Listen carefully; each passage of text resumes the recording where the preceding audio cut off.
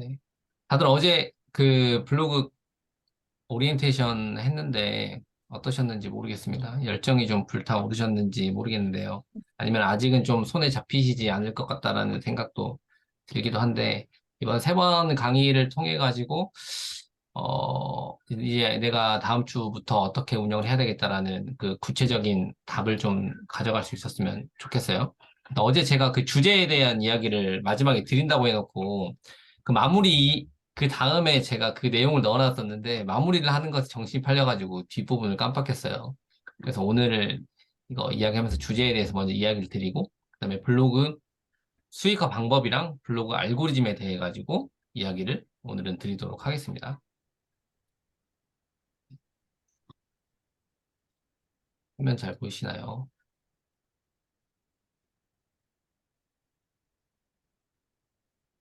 네. 오늘은 1강 진행을 해보도록 할게요. 제가 처음에 약속드렸던 거 기억나시나요? 어떤 거 약속드렸는지? 네. 블로그 좀 잘 알아라고 했을 때, 이야, 잘 안다고 이야기할 수 있는 수준이 되도록 만들겠다라고 이야기를 드렸었죠. 네. 오늘 강의 순서는 블로그란 무엇인지 개념을 먼저 알아보고요. 그다음에 운영 목적에 대해서 이야기를 좀 나눠보고, 그다음에 수익화 방법 5가지, 주제 결정, 알고리즘에 대해서 이렇게 이야기를 나눠보도록 하겠습니다. 블로그가 무슨 뜻인지 아시는 분 계신가요?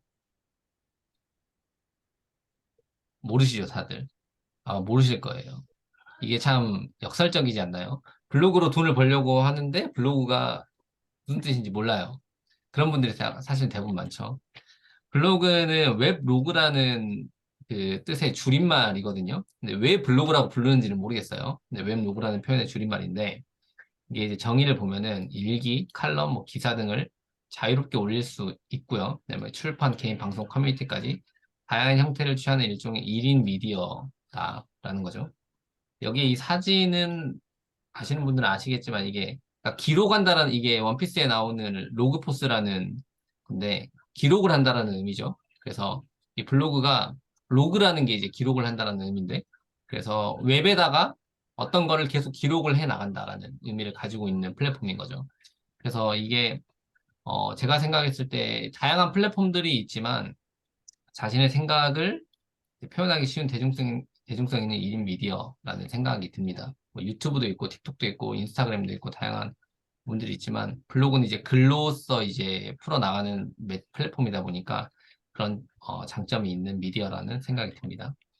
근데 블로그가 왜 좋은가에 대해서도 좀 살펴봐야 되는데, 왜 블로그를 해야 되는가? 이제 뭐 플랫폼으로 사실 돈을 벌려고 하면은 블로그보다는 인스타라던가, 유튜브가 훨씬 더 저는 수익화를 빨리 할 수 있고 더 그 수익화를 하기엔 더 좋은 플랫폼이라는 생각을 하고는 있어요. 근데 그럼에도 불구하고 블로그를 해야 되는 이유는 저는 여기 있다라고 생각하거든요. 블로그의 이제 기본은 글을 쓰는 거잖아요.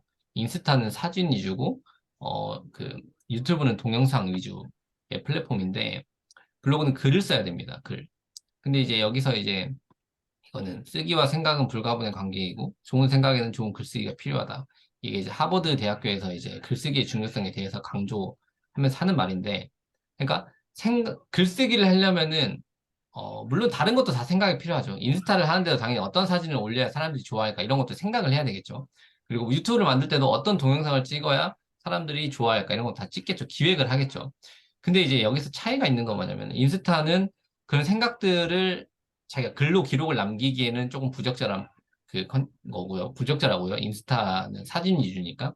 유튜브는 영상을 만들기 때문에 근데 영상을 만드는데 그거의 기반도 원고라는 말이죠, 원고. 그러니까 대본 없이 하는 사람들도 있겠지만 대부분은 원고를 작성을 해가지고 그거를 기반으로 유튜브 영상을 만든단 말이에요. 그렇기 때문에 글쓰기는 무조건 필요하다라는 겁니다. 온라인으로 어떤 수익화를 하려고 하면은 당연히 필요한 플랫폼이고 그래서 글쓰기를 하면은 내 생각을 계속 적을 수 있고 어떤 지식들을 계속 정리해 나가는 거기 때문에 사고력, 논리력, 표현력, 그다음에 기록의 힘도 있죠. 옛날에 내가 어떤 생각을 했는지도 살펴볼 수 있고요. 그래서 옛날에 내가 했던 시행착오들도 이제 그좀 뭔가 찾아보고 똑같은 실수를 반복하지 않을 수 있다는 거죠. 이런 것들은 인스타그램이나 유튜브가 가질 수 없는 좀 핵심적인 부분이라고 생각을 하거든요. 유튜브는 영상을 만들어야 되니까. 예를 들면 내가 오늘의 기분이나 어떤 잘못된 것들을 일기 형태로 적기에는 블로그는 편하죠. 근데 유튜브에 그런 영상을 찍어서 올릴 수는 없잖아요. 그런 것처럼 이제 블로그는 그런 부분에 있어가지고 굉장히 장점이 있는 플랫폼이라고 보시면 될 것 같고. 그래서 이제 블로그에 그 글들이 쭉 기록되면은 블로그가 성장을 하잖아요. 블로그가 성장이 되는데 저는 제가 똑같이 성장한다라는 생각을 많이 했거든요. 블로그가 커질수록 나도 성장한다. 왜냐면 나의 생각들이 계속 기록으로 남겨지니까. 그런 생각을 많이 해요. 그래서 이 블로그를 기반으로 단순히 돈을 버는 것도 중요하지만 돈을 버는 거를 뛰어넘어서 이 나의 생각을 기록하고 블로그를 통해서 뭔가 나의 그 로그를 계속 남기는 그런 것에 대한 장점이 굉장히 많다라고 생각을 합니다. 플랫폼으로서의 장점을 생각해 보면은 예를 들면은 블로그는 이 이웃이 이거 제가 여기다 이 표현을 안 해놨는데 유튜브는 그 방향성이 일방향이잖아요. 그러니까 크리에이터가 있고 크리에이터가 그 구독자들한테 이렇게 일방적으로 송출하는 구조란 말이에요. 근데 블로그는 이게 다방향이거든요. 그러니까 이게 내가 블로그가 있고요. 나의 이웃들은 다 자기만의 블로그를 또 운영하는 사람들이에요. 그렇기 때문에 내가 이 사람들한테도 영향을 끼치지만 이 사람들도 크리에이터이기 때문에 나한테 영향을 끼치거든요. 이게 쌍방향 소통이 가능하고요. 근데 또 이외에도 그 그냥 일반적인 검색자들도 있겠죠. 이 검색자들한테는 이제 일방향 소통이 되는 건데 이 이웃이라는 개념이 있기 때문에 쌍방향 소통이 가능하고요. 그래서 여기서 내가 뭔가를 이제 뭐 기획하고 시도를 한다? 그러면은 이 사람들을 통해 가지고 이 사람이 또 이렇게 퍼지고 이 사람을 통해서 또 이렇게 퍼지고 그래서 굉장히 그물망처럼 이렇게 광고나 어떤 그런 것들을 할 때 그런 부분에 있어 가지고 굉장히 큰 효과를 또 나타낼 수 있는 게 이런 그 블로그의 장점이다. 플랫폼이 가진 특징이다. 라고 이야기를 들을 수 있을 것 같아요. 그래서 흔히 그 블로그 이웃 10,000명은 유튜브 구독자 10만 명과 비슷하다라고 이야기를 하는 게 이렇게 이 다단계처럼 이렇게 쭉쭉 퍼져나갈 수 있는 그런 구조가 되기 때문에 그런 이야기를 또 하는 거거든요. 실제로는 그렇지 않은 것 같긴 한데 아무튼 그런 이야기들이 있기는 해요. 네. 그래서 이제 블로그를 이런 특징이 있는 블로그를 운영을 하시는데 제일 먼저 왜 블로그를 운영하는지를 명확히 해야 됩니다. 그래서 여러 가지 이유가 있을 수 있겠죠. 어떤 분들이 이제 대부분 블로그를 처음 시작하시는 분들이 수익화라기보다는 그냥 취미 생활로 기록의 목적으로 하시는 분들이 있어요. 이런 분들한테는 뭐 이런 여기에는 그런 분들이 없겠죠. 왜냐면 그런 분들이라면 사실 뭐돈 내고 이런 강의까지 들을 필요가 없을 거니까요. 취미를 쓰고 일기를 쓰는데 뭐 강의를 들을 이유는 없겠죠. 근데 그리고 대부분은 돈을 벌기 위한 목적이 크죠. 블로그를 통해서 어떻게 돈을 벌 수 있을지에 대한 생각을 가지고 접근하시는 분들 많고요.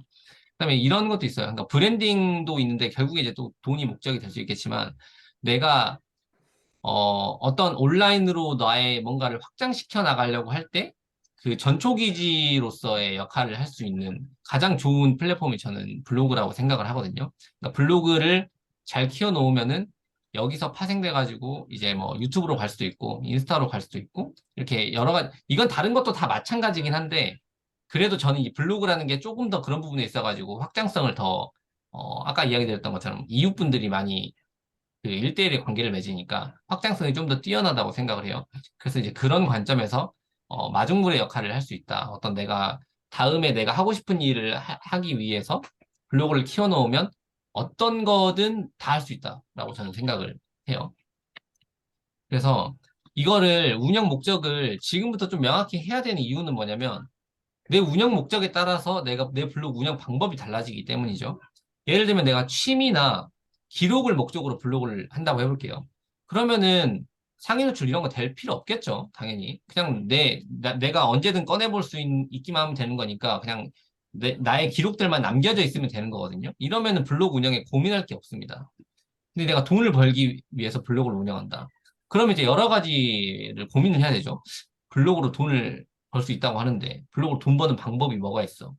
그러면 블로그로 뭐 5가지 정도가 있구나. 그러면 이 5가지 정도로 내가 이것 중에 나는 어떤 걸로 돈을 벌려고 하는 거지?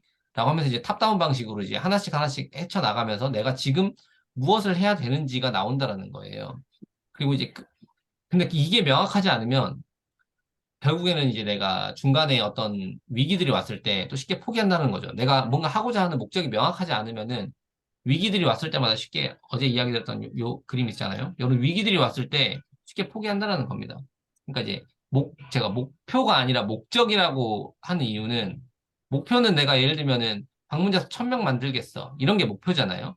근데 목적은 내가 방문자 수를 1000명을 왜 만들어야 되는지거든요. 그때 예를 들면 나는 지금까지 인생이 뭐 너무 싫었어. 넌 삶이 너무 싫어. 그래서 나 온라인으로의 삶을 피벗 해가지고 내가 새로운 삶을 살아갈 거야. 그거를 하기 위해서 블로그를 나는 하는 거야. 라는 거죠. 이런 목적이 명확해야 그러면 나는 블로그를 무조건 내가 성공을 시켜야 되는 거거든요. 내가 원하는 인생으로 피벗을 하려면은. 그러니까 그런 목적이 명확해야 위기가 왔을 때도 계속 그것들을 극복해 나가면서 이제 꾸준히 해 나갈 수 있다는 겁니다. 근데 그런 목적들이 명확하지 않으면은 아까 얘기했듯이 금방 포기합니다. 네, 그래서 이 목적을 어, 꾸준히 그러니까 이 목적을 내가 왜 하는 거에 대한 목적을 항상 머릿속에 이제 새겨놓고 운영을 하셔야 된다라고 생각합니다. 제니님 말씀하신 것처럼 브랜딩 목적이 큰 거죠. 그럼 브랜딩을 목적으로 하면은 내가 블로그를 운영하는 방법이 달라지는 거예요. 상위 노출도 중요하지만 이웃 관리도 중요하고 나의 팬을 만드는 것도 중요하기 때문에 그런 것들을 위해서는 어떻게 해야 되고 아니면 나는 그냥 블로그 자체에 방문자 수를 늘려가지고 애드포스트 수익이나 이런 거 많이 할 거야. 그러면 키워드 뭐 중점으로 운영을 해야 되고 이렇게 블로그 운영 방법이 달라지는 거거든요. 그렇기 때문에 처음부터 이런 부분들을 고민을 하셔야 된다는 겁니다. 그러면은 결국에는 그래도 이제 우리의 어떻게 보면은 가장 상위에 위치하고 있는 게 돈을 버는 거잖아요. 블로그로 해서 어떻게 돈을 벌 수 있을까? 그러면 돈을 버는 방법을 알아야겠죠. 블로그로 어떻게 해야 돈을 벌 수 있다라는 거를. 이거는 제가 5가지 정도로 요약을 했는데 이거 외에도 더 많은 방법들이 있을 수 있고 이 5가지는 제가 실제로 수익화를 달성하고 있는 요소 5가지예요. 그래서 이것들을 하나씩 한번 보여드려 볼게요. 왜냐면 이거를 이 흐름을 실제적으로 보고 안 보고가 엄청난 차이가 있을 수 있거든요. 일단 애드포스트, 그다음에 광고 및 제휴, 레퍼럴, 그다음에 블로그 대행, 광고, 상품 판매 이거 이렇게 5가지 정도로 요약을 할 수 있는데 한 가지씩 살펴볼게요. 애드포스트 같은 경우에는 화면을 보면서 이야기를 드려보겠습니다. 예를 들면 애드포스트는 아마 다 아실 거예요. 애드포스트는 여기 이렇게 제가 글을 쓰면 네이버에서 이렇게 광고를 달아주죠. 이 광고를 달아주고 광고를 누군가가 이제 이 글을 읽는 독자가 들어와 가지고 클릭을 했을 때 네이버가 누군가 클릭을 딱 했다. 그러면은 광고주로부터 네이버한테 돈이 들어갑니다. 광고주가 자동으로 클릭하면 돈이 바로 들어가요. 그러면 네이버가 돈을 벌잖아요. 근데 네이버가 돈을 버는데 이 돈을 블로그한테 나눠주는 거예요. 왜 나눠주냐면은 블로그는 개인의 소유잖아요. 블로그는 네이버에서 플랫폼을 제공하고 있지만 이 블로그 자체는 개인의 소유란 말이에요.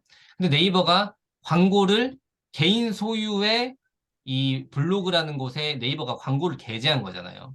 그렇기 때문에 블로거한테도 수익을 나눠줘야 되는 거죠. 이용을 했으니까. 이게 우리가 애드포스트를 그 이제 뭐 게시를 하고 이런 부분들이 이제 관계 속에 맺어져 있는 건데 그래서 이렇게 클릭을 하면은 네이버가 돈을 벌고 그 돈을 이 블로거에게 지급을 해주는 구조다 보니 그러면 애드포스트 수익을 내가 높일 거야 라고 하면은 어떤 관점을 가져야 되냐면은 근데 요 키워드 예를 들면 여기는 지금 태양광 사업이잖아요. 이 광고가 나오는 거는 광고주가 네이버한테 돈을 주고 광고를 요청한 거예요. 근데 키워드마다 돈이 달라요. 단가가. 예를 들면 이렇게 태양광이라는 키워드로 누군가 글을 썼을 때 내 거를 띄워주세요라고 하면서 이렇게 이거 클릭 한번 하면 제가 10,000원 지불할게요. 이런 식으로 이제 하거든요. 근데 키워드마다 이 광고들이 다 다르게 뜬단 말이에요. 그리고 단가도 다 달라요. 예를 들면 태양광 키워드 단가는 10,000원이에요. 그리고 뭐 연필 키워드는 200원이에요. 그러면은 수익률을 네이버에서 10%를 지급해준다라고 하면은 10,000원짜리 광고를 한번 클릭하면 내가 버는 돈이 얼마일까요? 1,000원이죠. 그쵸? 근데 200원짜리 광고를 게재해가지고 그걸 클릭했어요. 10% 주면은 20원밖에 안 된단 말이에요. 그렇기 때문에 당연히 나한테 이 들어오는 돈 자체가 달라지는 거죠.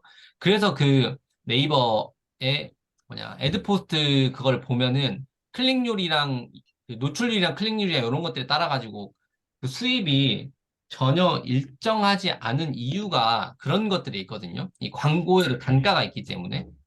방문자 수가 엄청 늘어난다고 해가지고 광고 수익이 확 증가하지 않는 이유가 다 이런 것 때문이죠. 그렇기 때문에 그러면 내가 이 애드포스트 수익을 나는 메인으로 할 거야. 그러면 어떻게 해야 되냐? 기본적으로는 이 광고 단가가 높은 글들을 내가 많이 써야 되겠죠. 그럼 광고 단가도 확인을 할 수 있어요. 광고 단가는 뭐 네이버 광고 시스템이라는 곳이 있는데 거기에 가보면은 입찰가가 얼마나 되는지를 체킹을 할 수 있거든요. 근데 그 부분이 이제 제가 뭐 디테일하게 이야기를 드리진 않겠는데 그래서 단가를 체킹을 하고 그 단가가 많은 곳들. 그러면은 대략적으로는 이런 것들이 많죠. 뭐 대출, 뭐 보험. 그러니까 약간 우리가 생각하는 위험한 키워드라고 생각하는 그런 키워드들 쪽에는 단가가 비싸요. 그리고 뭐 교육 쪽도 단가가 비싼 것도 많고요.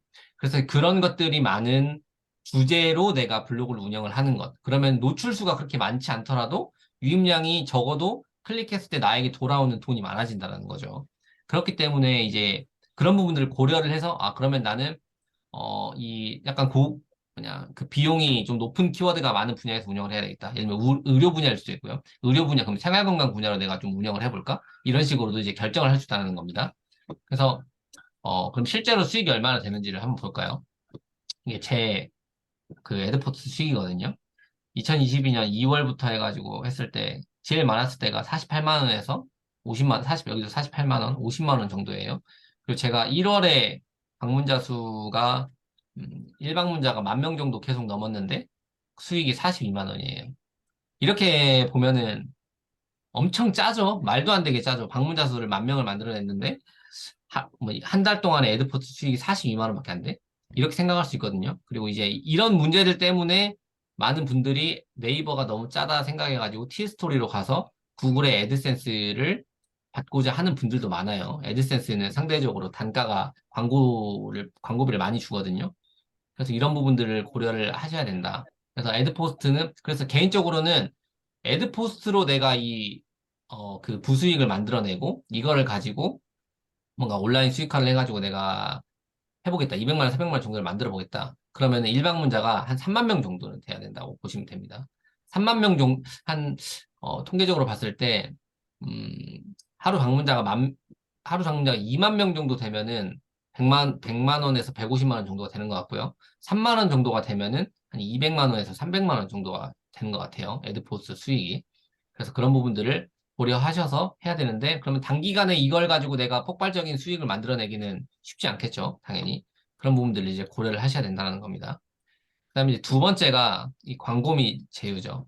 광고 및 제휴라는 거는 내 블로그가 떤 키워드로 상위 노출을 시킬 수 있을 거라는 판단이 들어서 이제 업체들이죠. 업체들이 나한테 이 키워드로 광고를 자기의 제품을 홍보하는 광고를 좀 써주세요. 이렇게 요청이 들어오는 겁니다. 또는 우리가 쉽게 얘기하는 체험단이 이제 이 광고 및 제휴 수익에 속하는 거겠죠. 이건 애드포스트 다음으로 가장 빠르게 수익화를 할 수 있는 수단이라고 보시면 될 것 같아요. 일단은 체험단을 기반으로 봤을 때는 내가 뭐 일상이나 맛집 이런 거에 대한 리뷰를 한다? 그러면은 이렇게 레뷰나 이런 굉장히 많은 플랫폼들이 있거든요. 이런 데 가가지고 내가 원하는 것들을 선택을 해가지고 신청을 해서 선정이 되면은 예를 들면 이거 뭐 오봉집 상봉점 이런 데 가면 내가 이제 식대를 제공받아가지고 이제 그거에 대한 리뷰를 남겨주는 거죠. 그러니까 이런 거는 현금 수익이라기보다는 생활비 방어 수준의 수익이 발생하는 거고요. 근데 내 블로그가 파워가 세다, 힘이 세다, 방문자 수가 막 5천 명, 만 명이 된다. 그러면은 이렇게 체험단도 할 수 있고 원고료도 받을 수 있고요. 그리고 기본적으로 방문자가 많아지면은 단가도 굉장히 비싼 이 체험단들을 많이 할 수 있어요. 그래서 이제 어떤 분들 보시면 뭐 오마카세 뭐 먹었다라고 하고 해외여행 블로그 협찬 받아가지고 갔다 왔다 이런 얘기도 하고 하거든요. 그런 것들이 이제 이런 것들의 일환으로 수익을 하는 거죠. 여기서도 이제 또 고려할 것들이 있는데, 예를 들면은 경제 분야, 저 같은 경우는 이건 또 분야를 좀 타거든요. 일상 맛집 분야 하는 분들은 이런 데서 이제 많이 체험단이 많이 오겠죠. 근데 경제 분야, 이런 것들은 제품을 제공해 줄 수 있는 게 없어요. 그죠? 대부분 서비스란 말이에요. 서비스직에 있는 것들. 그럼 이게 제 메일인데, 이렇게 메일로 많이 연락이 와요. 여기 보면은 뭐, 키움증권 국내 주식 포스트 뭘 요청한다. 아니면 바로미터 여기서 키움증권 뭐 증권성 포스팅, 뭐 크라우드웍스 포스팅 뭐 이런 것들이 문의가 메일로 와가지고 단가를 협의를 해가지고 이제 광고를 게재를 하는데, 예를 들면 이 글도 제가 뭐 태양광 사업 솔라브리지라는 회사에 대해서 광고글을 적어주고 비용을 받는 거죠. 원고료를 받는 거죠. 이런 것들이 제가 지금 건당 이거는 15만 원을 받고 글을 써준 거거든요. 그럼 한 건에 15만 원이에요. 근데 글 쓰는데 2시간이 안 걸린단 말이에요. 그렇게 따지면 엄청나게 고부가 가치죠. 시간당 7만 5천 원 정도를 벌어들일 수 있는 거니까요. 근데 이게 뭐 수요가 엄청나게 많지는 않기 때문에 매일매일 뭐 할 수 있는 건 아니고요. 이게 제가 제 수익인데, 보면은 1월 달에 이제 제가 엑셀로 이걸 정리를 했는데, 단가를 보면은 뭐 20만 원짜리도 있고 15만 원짜리도 있고 10만 원짜리도 이렇게 있죠. 그래서 1월에 수익이 이제 180만 원 정도 이게 수익이 났고, 또 1월에 계약은 120만 원 정도를 했고, 그래서 앞으로 이건 이렇게 쭉 기록을 하면서 이렇게 수익화를 해 나가실 수 있다라는 겁니다. 그래서 원고료랑 광고 수익도 충분히 발생시킬 수 있다. 그럼 이걸 어떻게 하느냐? 이거는 여러 가지 방법들이 있을 수 있죠. 뭐 예를 들면 내가 광고가 들어왔으면 좋겠다라고 생각하는 키워드들로 글을 노출시켜 놓으면 되는 거거든요. 그러면 사람들, 이제 그 업체에서, 이 사람의 글이 상위 노출되고 있으니까 내가 이 사람한테 뭐 좀 요청을 해봐야 되겠다. 이런 식으로도 진행이 될 수 있고, 아니면 내가 직접 좀 더 능동적으로 한다라고 하면은 그런 것들을 필요로 하는 사람들에게 찾아가서 직접 얘기를 할 수도 있겠죠. 제가 이걸 통해서 광고를 좀 해드릴 수 있을 것 같다. 이런 식으로요.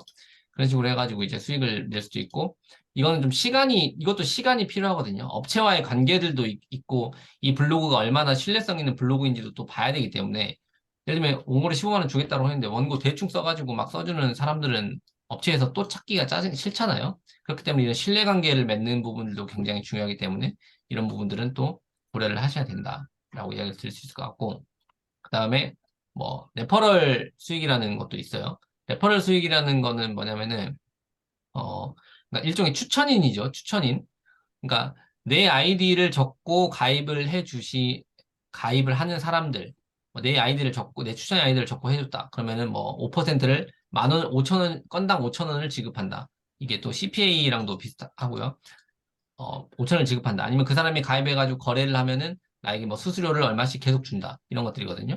그럼 이런 것들은, 여러 가지가 있을 수 있는데, 경제 분야에서도 앱테크 이런 것들 있잖아요. 앱테크를 추천인을 많이 받아가지고 수익화를 하시는 분들이 굉장히 많았어요. 예전에 경제 인플루언서 분 중에 이제 요즘에 활동 잘 안 하시는데 은주님이라는 분이 계셨는데 그분이 이 레퍼럴 수익만으로도 막 400만 원 정도를 가져가시고 그랬거든요. 그리고 이게 특히 이제 좀 젊은 층한테는 코인 거래소가 이게 굉장히 유행을 했어요. 그래서 코인 거래소 레퍼럴 같은 경우도 예를 보면 저 같은 경우도 코인 거래소 레퍼럴을 해봤었거든요. 이렇게 어떤 키워드로 노출을 시켜요. 레퍼럴 뜻 이걸로 제 걸 이렇게 노출시켜 놨어요. 그럼 여기에 이제 사람들이 들어오잖아요. 근데 그러면 레퍼럴이라는 게 무엇인지 궁금해서 들어오는 사람들이잖아요. 그럼 여기에 이제 글을 쭉 읽어보면은 아 이렇게 이런 식으로 진행되는구나 해가지고 이게 홍보를 하는 거죠. 제 자체적으로. 그럼 이걸로 레퍼럴 하면 돈이 많이 벌 수 있겠네. 여기 거래소 한번 더 해볼까? 라고 했는데 여기 밑에 이제 제 추천인 아이디가 있는 거죠. 그럼 그 사람이 이제 이 추천인을 입력하고 가입을 해가지고 이 사람이 가입하면 또 돈을 받고 뭐 거래하면 돈 받고 그런 구조거든요. 그래서 이제 거래소에 이렇게 들어가 보면은 제 추천인이 이렇게 있고 뭐 작년에 받은 리베이트가 1,140달러다. 그러니까 뭐 한 103, 40만 원 정도 의 수익을 이걸로도 벌어들였다는 거죠. 이거는 진짜 약간 패시브 인컴 개념이거든요. 왜냐면 저는 아무것도 하지 않아도 이 사람들이 그냥 거래를 할 때마다 저한테 수수료가 매일매일 오는 구조예요. 그러니까 이렇게 추천인만 한번 들어와 있으면은 이제 계속해서 수익이 생기는 그런 구조이기 때문에 이것도 굉장히 해볼 만한 하나의 수익 구조라는 거죠. 그래서 이런 것들을 주기적으로 하는 방법도 있어요. 예를 들면 내가 앱테크를 해가지고 앱테크를 매달 결산을 하는 거죠. 이번 달 앱테크로 뭐 예를 들면 10만 원 벌었습니다. 이렇게 해가지고 글을 적고 그러면 사람들이 들어와가지고 쭉 보다가 이 앱테크가 굉장히 수익성이 높네? 라고 생각을 해가지고 이제 가입을 하는데 거기에 내 추천인 아이디가 있으니까 그거를 입력을 하고 가입을 해주는 형태인 거죠. 이런 식으로 되면은 이걸 내가 좀 장기적으로 또 꾸준히 가져가면은 이걸로도 충분히 수익을 낼 수 있다라고 이야기를 드릴 수 있을 것 같아요. 그 다음에는 이제 블로그 대행도 있죠. 블로그 대행 이제 다른 사람의 블로그를 대신 운영을 해주는 거고 이건 내가 블로그를 잘 운영하는 실력이 있으면 가능한 거죠. 어제 김서치님이 이야기하셨던 인스타그램 대행을 하셨다라고 하셨는데, 그것도 이야기하셨잖아요. 나에게는 인스타그램을 운영하는 게 너무 쉬운 일이야. 그렇기 때문에 내가 다른 사람의 블로그를 아주 쉽게 운영을 해줄 수 있는 거죠. 근데 나도 내가 나한테 있어가지고 블로그 운영이 너무 쉬워. 그러면은 이런 사람들이 있죠.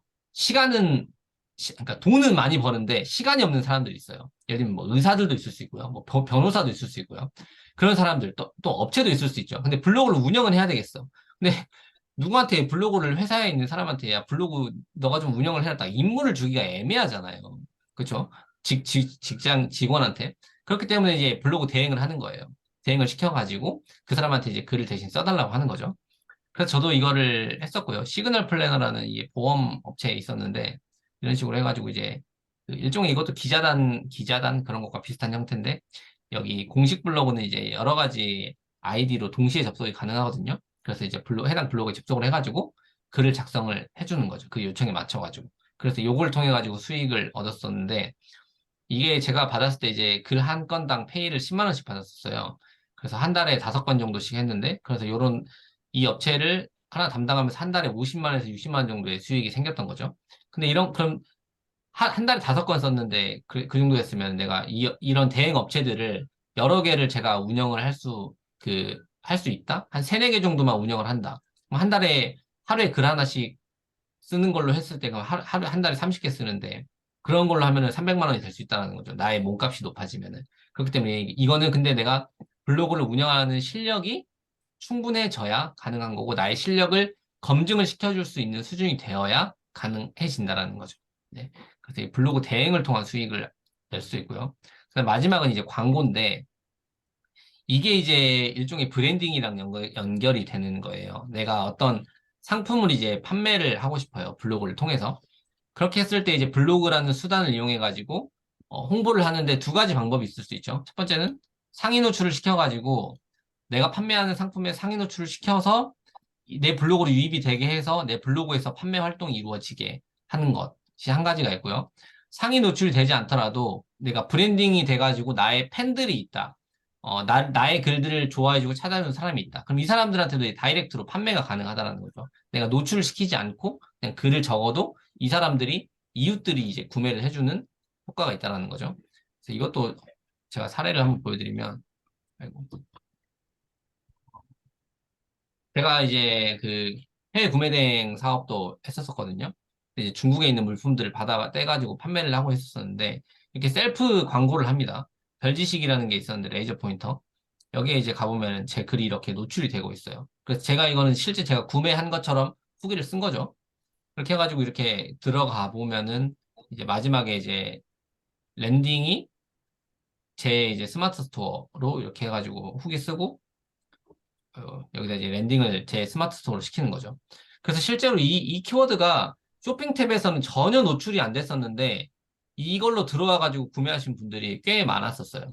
이렇게 하는 거죠. 그래서 내가 이제 그래서 내가 이렇게 어떤 상품을 판매를 하고자 한다. 그러면은 두 가지 투 트랙을 쓰는 거죠. 첫 번째는 상위 노출을 시킨다. 그러면 내가 상위 노출을 시켜야 되는 키워드가 뭐가 있는지를 또 거기서부터 분석이 들어가야 되겠죠.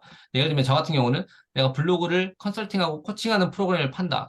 그러면은 내가 어떤 키워드에 상위 노출을 시켜야 되지? 블로그 컨설팅, 블로그 코칭, 뭐 블로그 뭐 상담 이런 키워드에 내가 노출이 되어 있으면은 내 상품을 내가 내 자체적으로 셀프 홍보가 가능하겠구나. 이렇게 하면서 수익을 할 수 있는 거고요.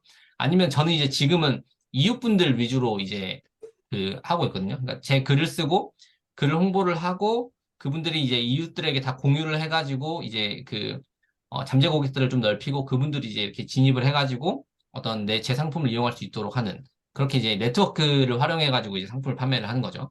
그래서 이런 식의 방법들로 이제 브랜딩을 하면서 내 상품을 론칭했을 때 상품을 판매를 할 수 있는 그런 구조를 이제 만들어 갈 수 있다라는 거죠.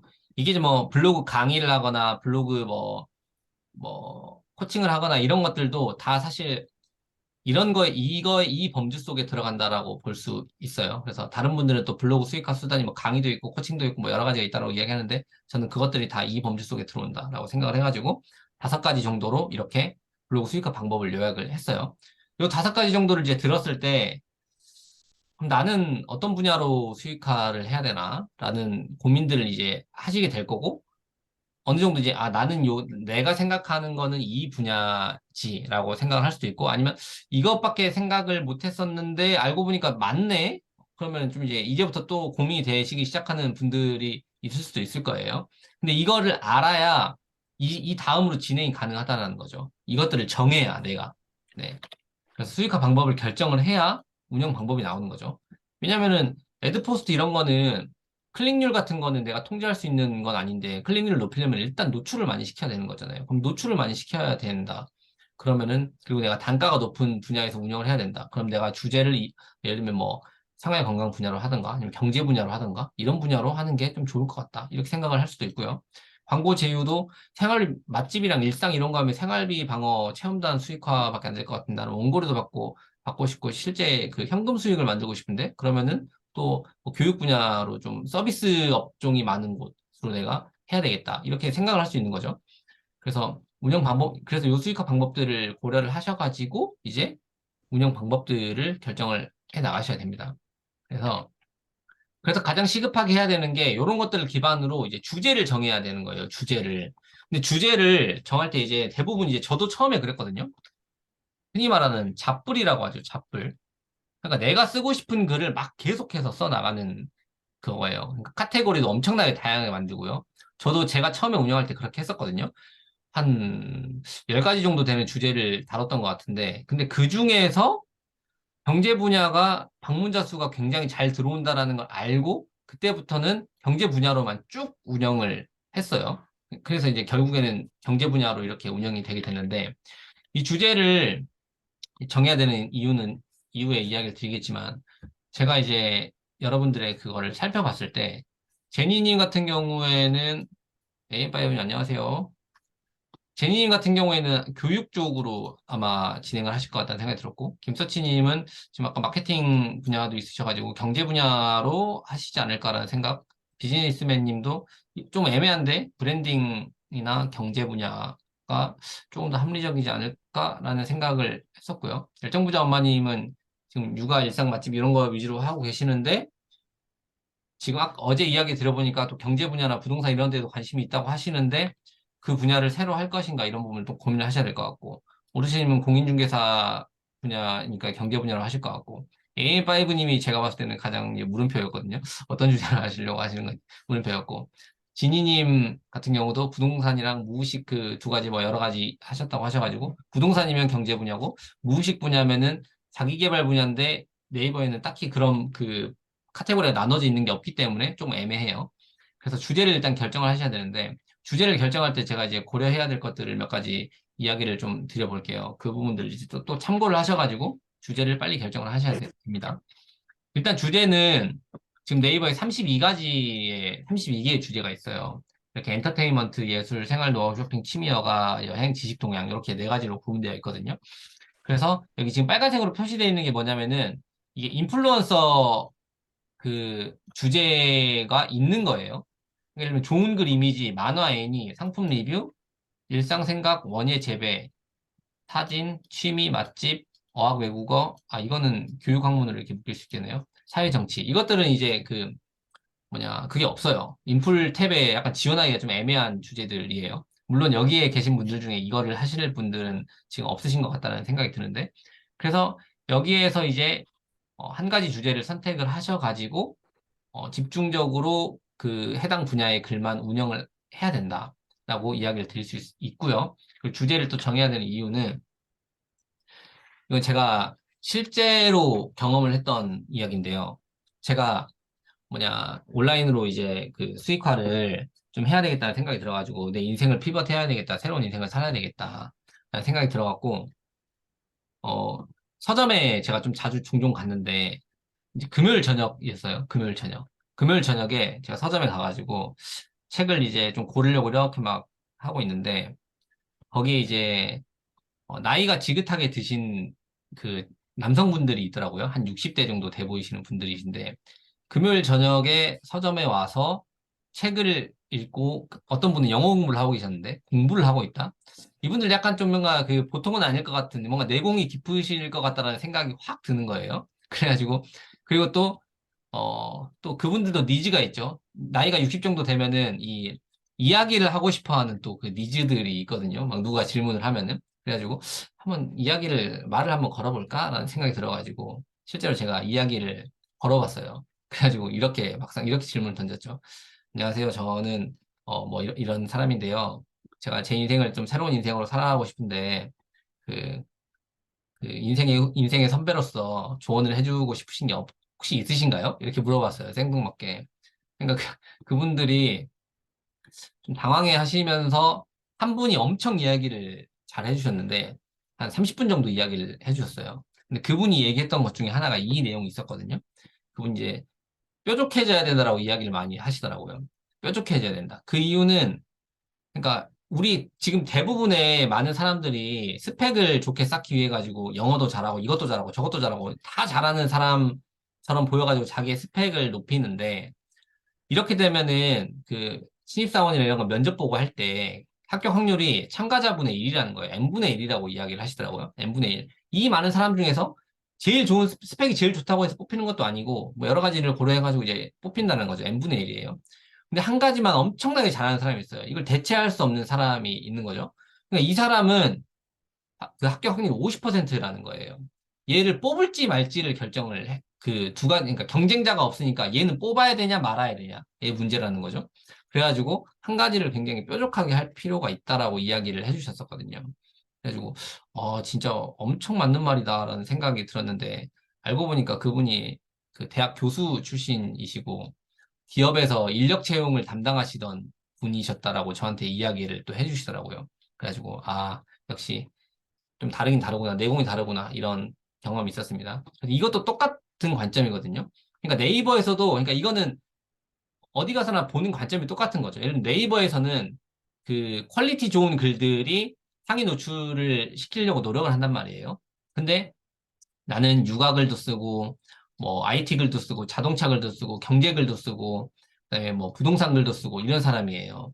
근데 이 사람은 부동산 글만 쓰는 사람이에요.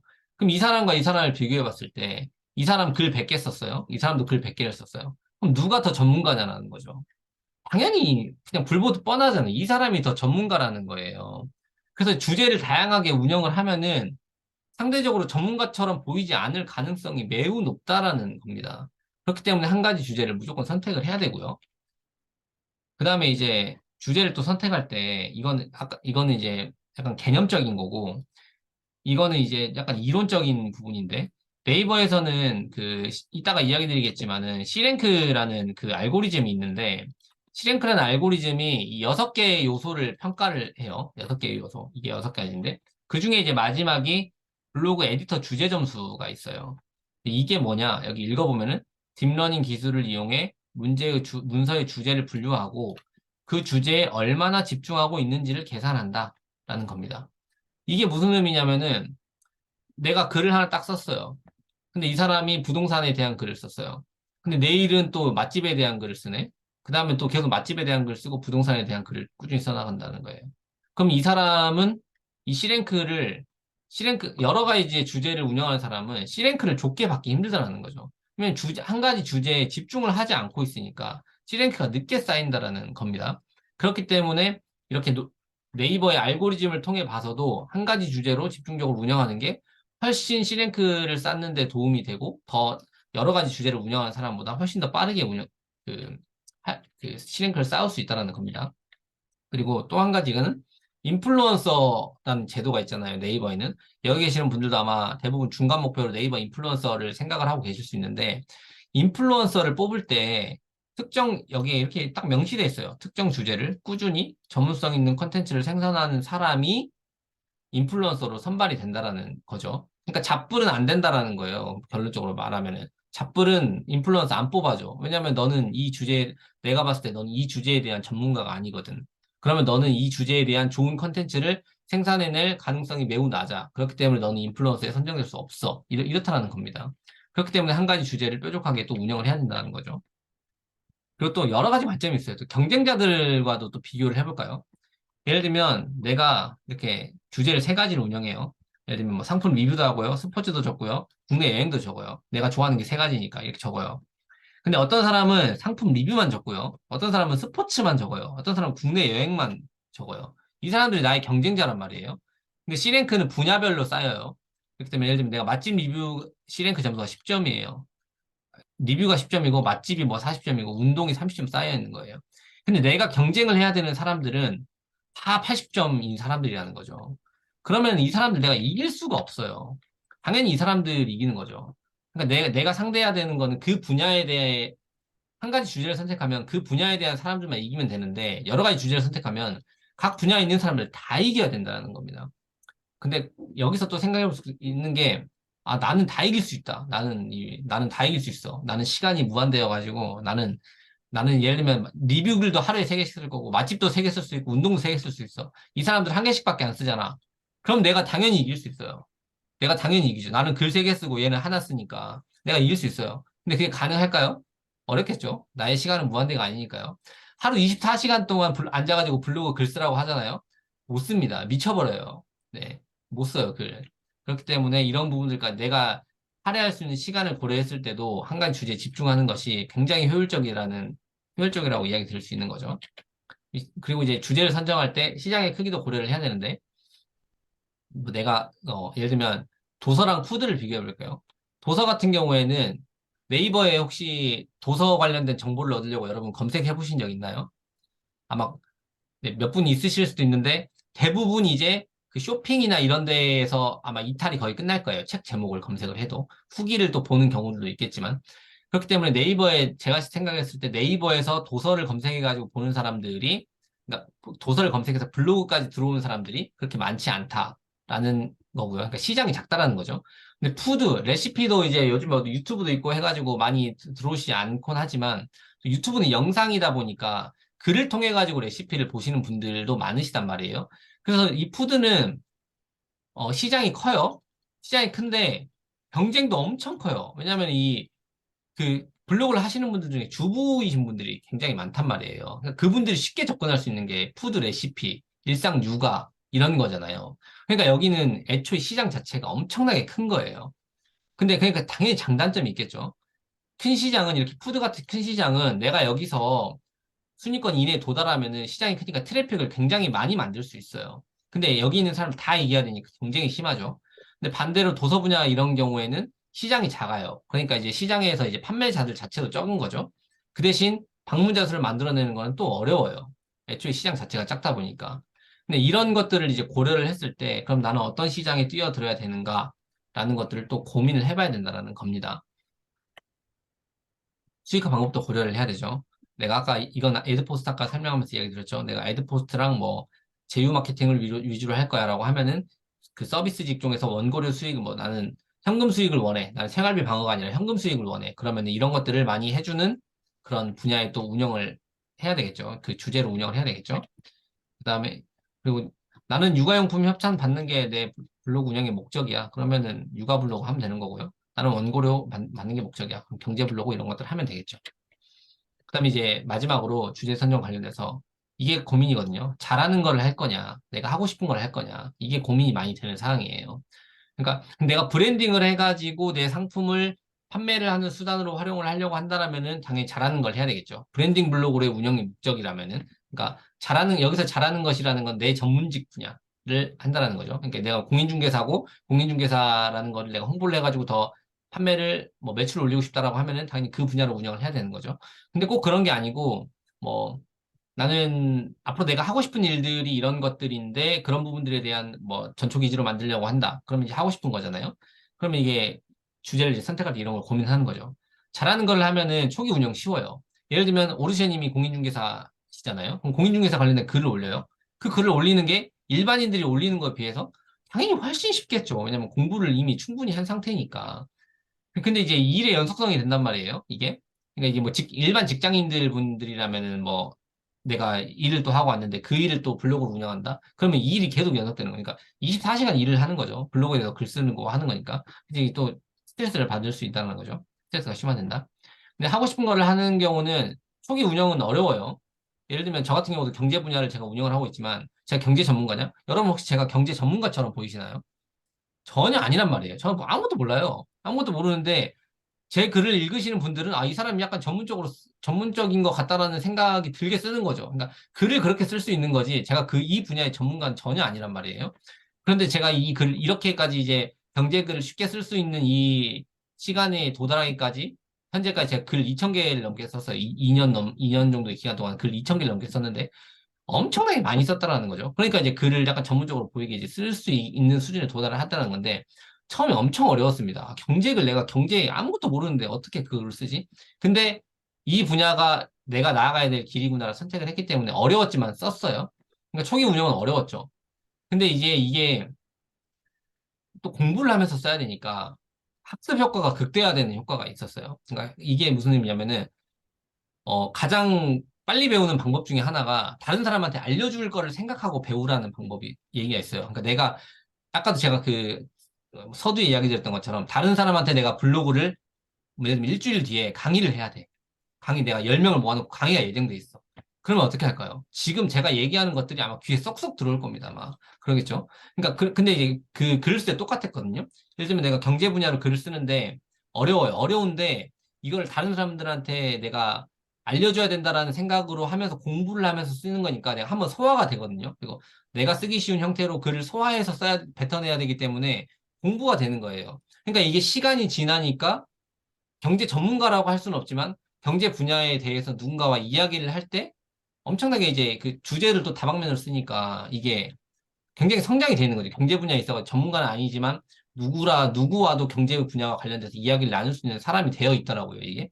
그래서 이제 이게 하고 싶은 거를 하면은 그런 또 장점들이 있더라. 그러니까 지식 획득이 가능하다는 거죠. 내 지식을 정리할 수 있고 이 블로그를 키우면서 내가 공부를 해가지고 내가 오히려 그 분야의 전문가가 될 수 있게 되는 거죠. 블로그에 대해서도 열심히 연구하니까 제가 블로그에 대해서 전문가는 아니지만 블로그를 다루는 분들한테 알려줄 수 있는 수단이 된 것처럼. 그러니까 이제 내가 미래에 뭔가가 되고 싶은 그 분야에 대한 것들을 지속적으로 운영하면 도움이 많이 되실 거예요. 저는 최근에 챗 GPT가 지금 한창 유행이잖아요. 그래서 제가 챗 GPT 카페도 만들었고요.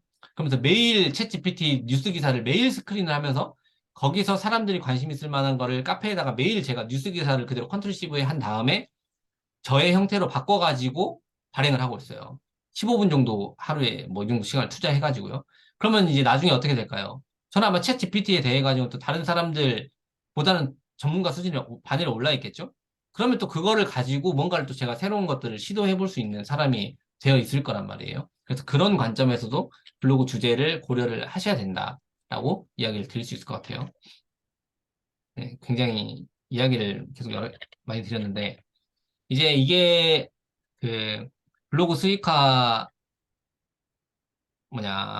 방법에 대해서 이야기 드렸고, 그다음 주제에 대해 이야기 드렸어요. 그러니까 주제에 대해서도 고려해야 될 것들을 굉장히 여러 가지 이야기 드렸는데, 그래서 주제를 결정을 하셔야 됩니다. 그리고 빨리 결정하셔야 돼요. 왜냐면 주제를 지금 예를 들면은 다음 주 월요일부터 이제 글을 쓰기 시작해야 되는데, 주제 결정을 계속 미루잖아요. 주제 결정을 계속 미루면은 다른 것들을 하나도 준비할 수가 없어요.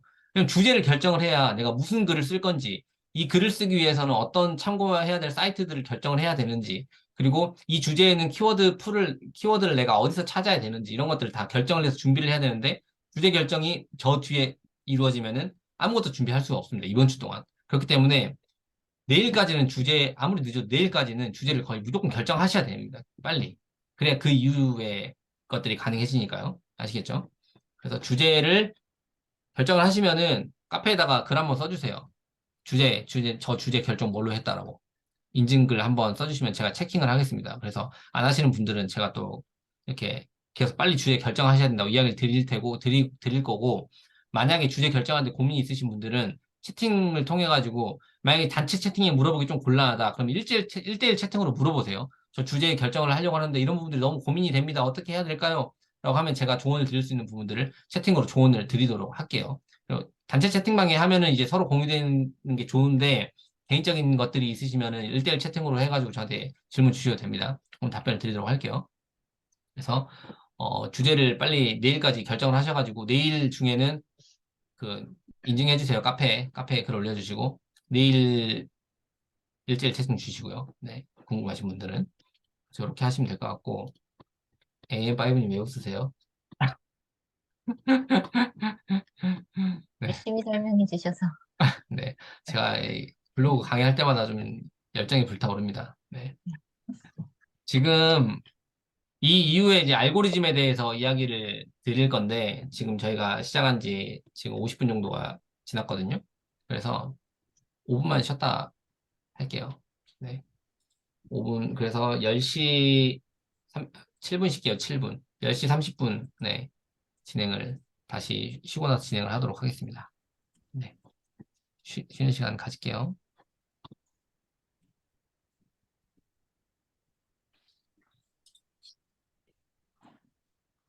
네. 기록을 다시 시작했고요.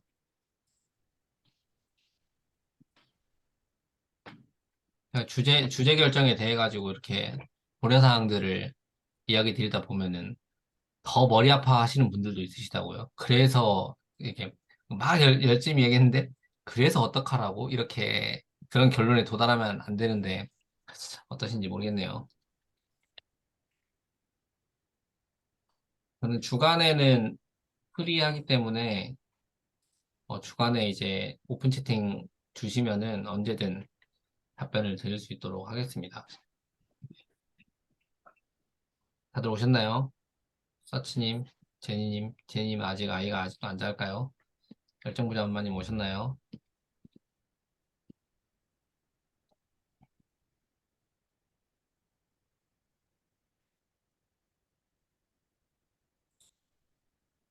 네, 오신 것 같으니까. 아, 이제 알고리즘에 대해서 이야기를 해볼게요. 알고리즘.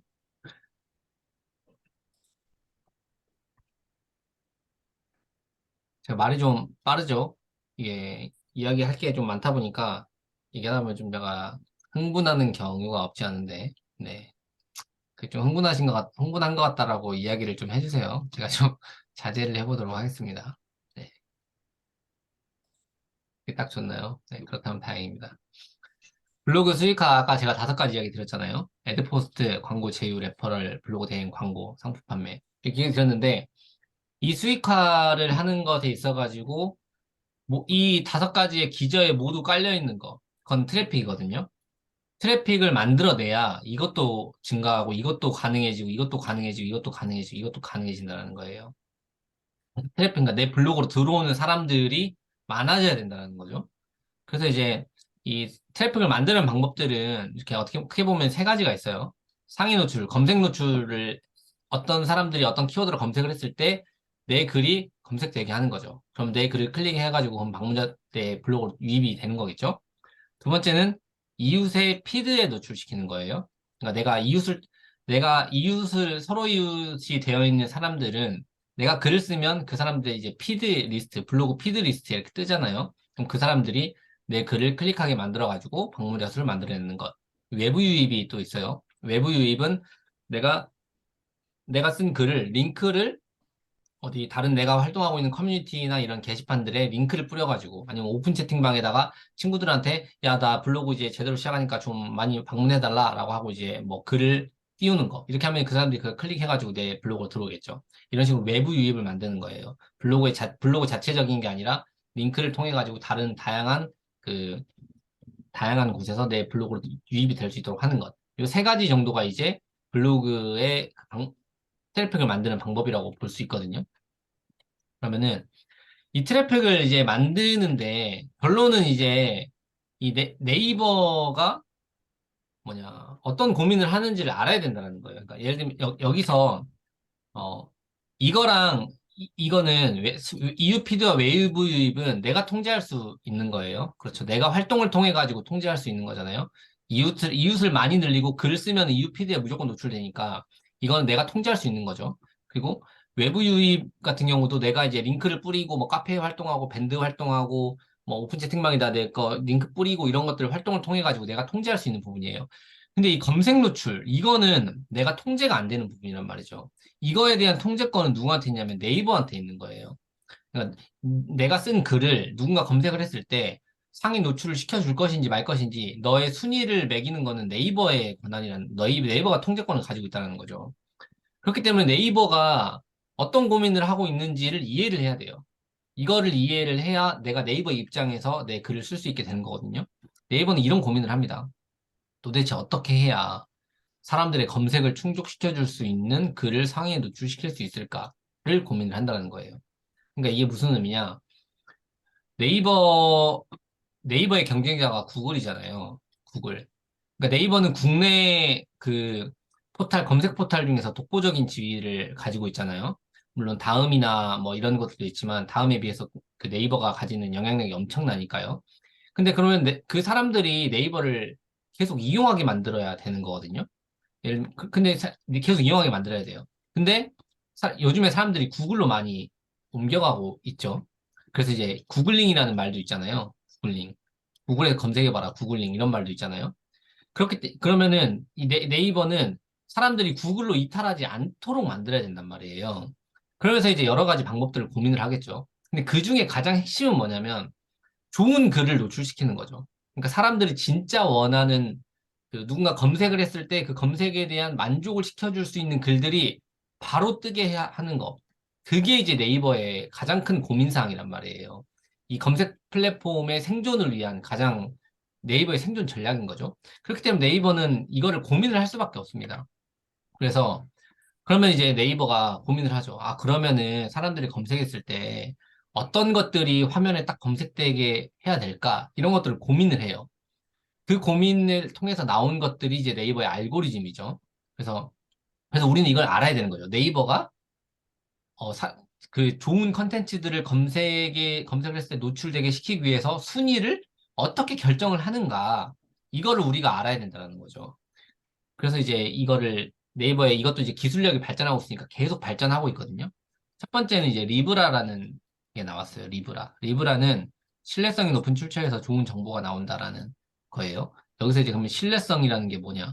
신뢰성은 블로그를 운영한 기간을 얘기하는 경우가 많았어요. 블로그를 오랫동안 운영하고 블로그를 그러니까 오랫동안 글을 계속 꾸준히 발행한 사람들이 그 블로그가 신뢰성이 높은 블로그다. 이 사람들이 쓴 글은 좋은 정보일 가능성이 높다라고 해가지고 이 사람들의 글을 이제 옛날 거니까 최적화 블로그라는 말을 썼죠.